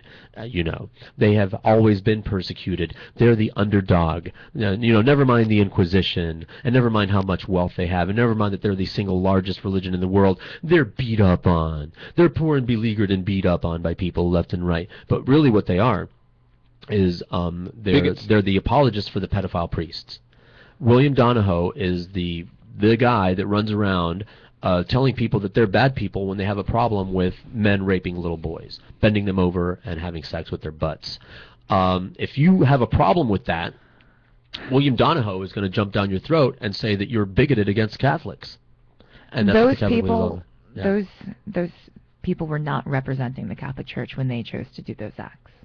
No, they're representing the Catholic. Catholic Church when they put on the backwards collar.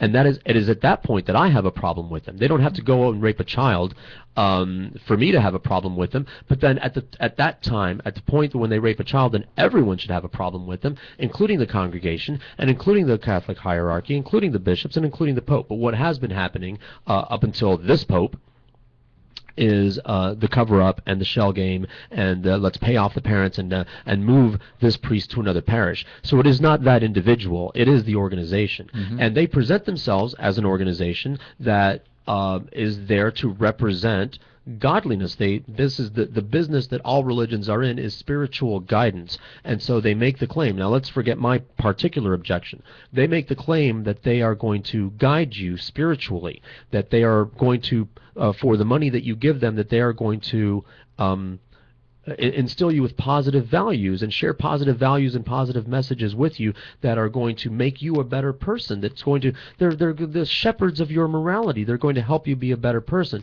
But you're not a better person because there are two kinds of priests: the kind that rape children and the kind that cover up for the ones that rape children. While all this stuff was going on, I didn't hear anything from any Catholic priest saying, "Yeah, we have a problem in the church." Rather, I heard cover up and excuses and apologies from an institution that claims to be more in touch with the will of God than you lay people. This is what they claim. This is not just them, the Catholic Church. All religions claim to be more in touch with the higher powers than you people. That's what they're doing. That's the business that they're in. They stand at a podium and they tell you what God wants you to do. If you do this, your life will be better and you'll get into heaven. The Catholic Church isn't an exception in that regard. It's an exception in that no other organization is as notorious for raping children in the history of humanity as the Catholic Church. So that's the problem that I have with William Donahoe. And so, hey, kudos, new Pope. You pissed off William Donahoe. He's always flapping his arms and screeching and getting really angry. And I saw an interview with him this morning where he was doing that, but he was screeching and getting angry because the person interviewing him was quoting the current Pope. Mm-hmm. And William Donahoe was screeching and getting angry because he was trying to say that that is not what the Pope is saying, and the person doing the interview was saying, I really think it is. I really think that this Pope, because what he was saying is the church is way too obsessed with homosexuality. Mm-hmm. And yeah, it's true. Yeah, whatever you put your attention on grows, and it is way too attached with homosexuality. And of course. Unfortunately, that's William Donahoe was saying it's not pedophiles, it's homosexuals, because it's homosexuals and homosexuality, and the fact that the church hasn't been good enough at keeping homosexuals out of the church. I'm like, dude, there's no straight priest. There's no such thing as a straight priest. What are you talking about? The church needs to do a better job at keeping homosexuals out of the clergy and out of the priesthood. As a matter of fact, you know what? Because they won't let women be priests. But if they let women be priests and not homosexuals, there would be no child rape in the Catholic Church. So I really think that I'm going to write a letter to this new Pope and say, you should really consider allowing women to be priests and not gay men to be priests, because up until recently, only gay men are allowed to be priests and not women. So why don't you change your policy? Pope Francis? Is that the new Pope's name?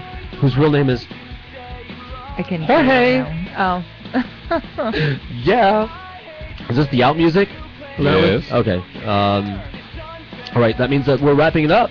Thank you, Randy. Thank you, Jack. Thank you, Chris, who's sitting right next to me, actually kneeling right next to me over here, making me uncomfortable because we're talking about Catholics and he's on his knees over here, ready to take communion. I'm just thinking of... Thank you, Bruce Silverman. Yeah. We got the She Play, hosted by Johnny Dolan, coming up next at 4 o'clock. It's the Gnarly Charlie Totally Awesome Retro Party. And thank you very much for everyone being with us here on SoFloRadio.com. Good times.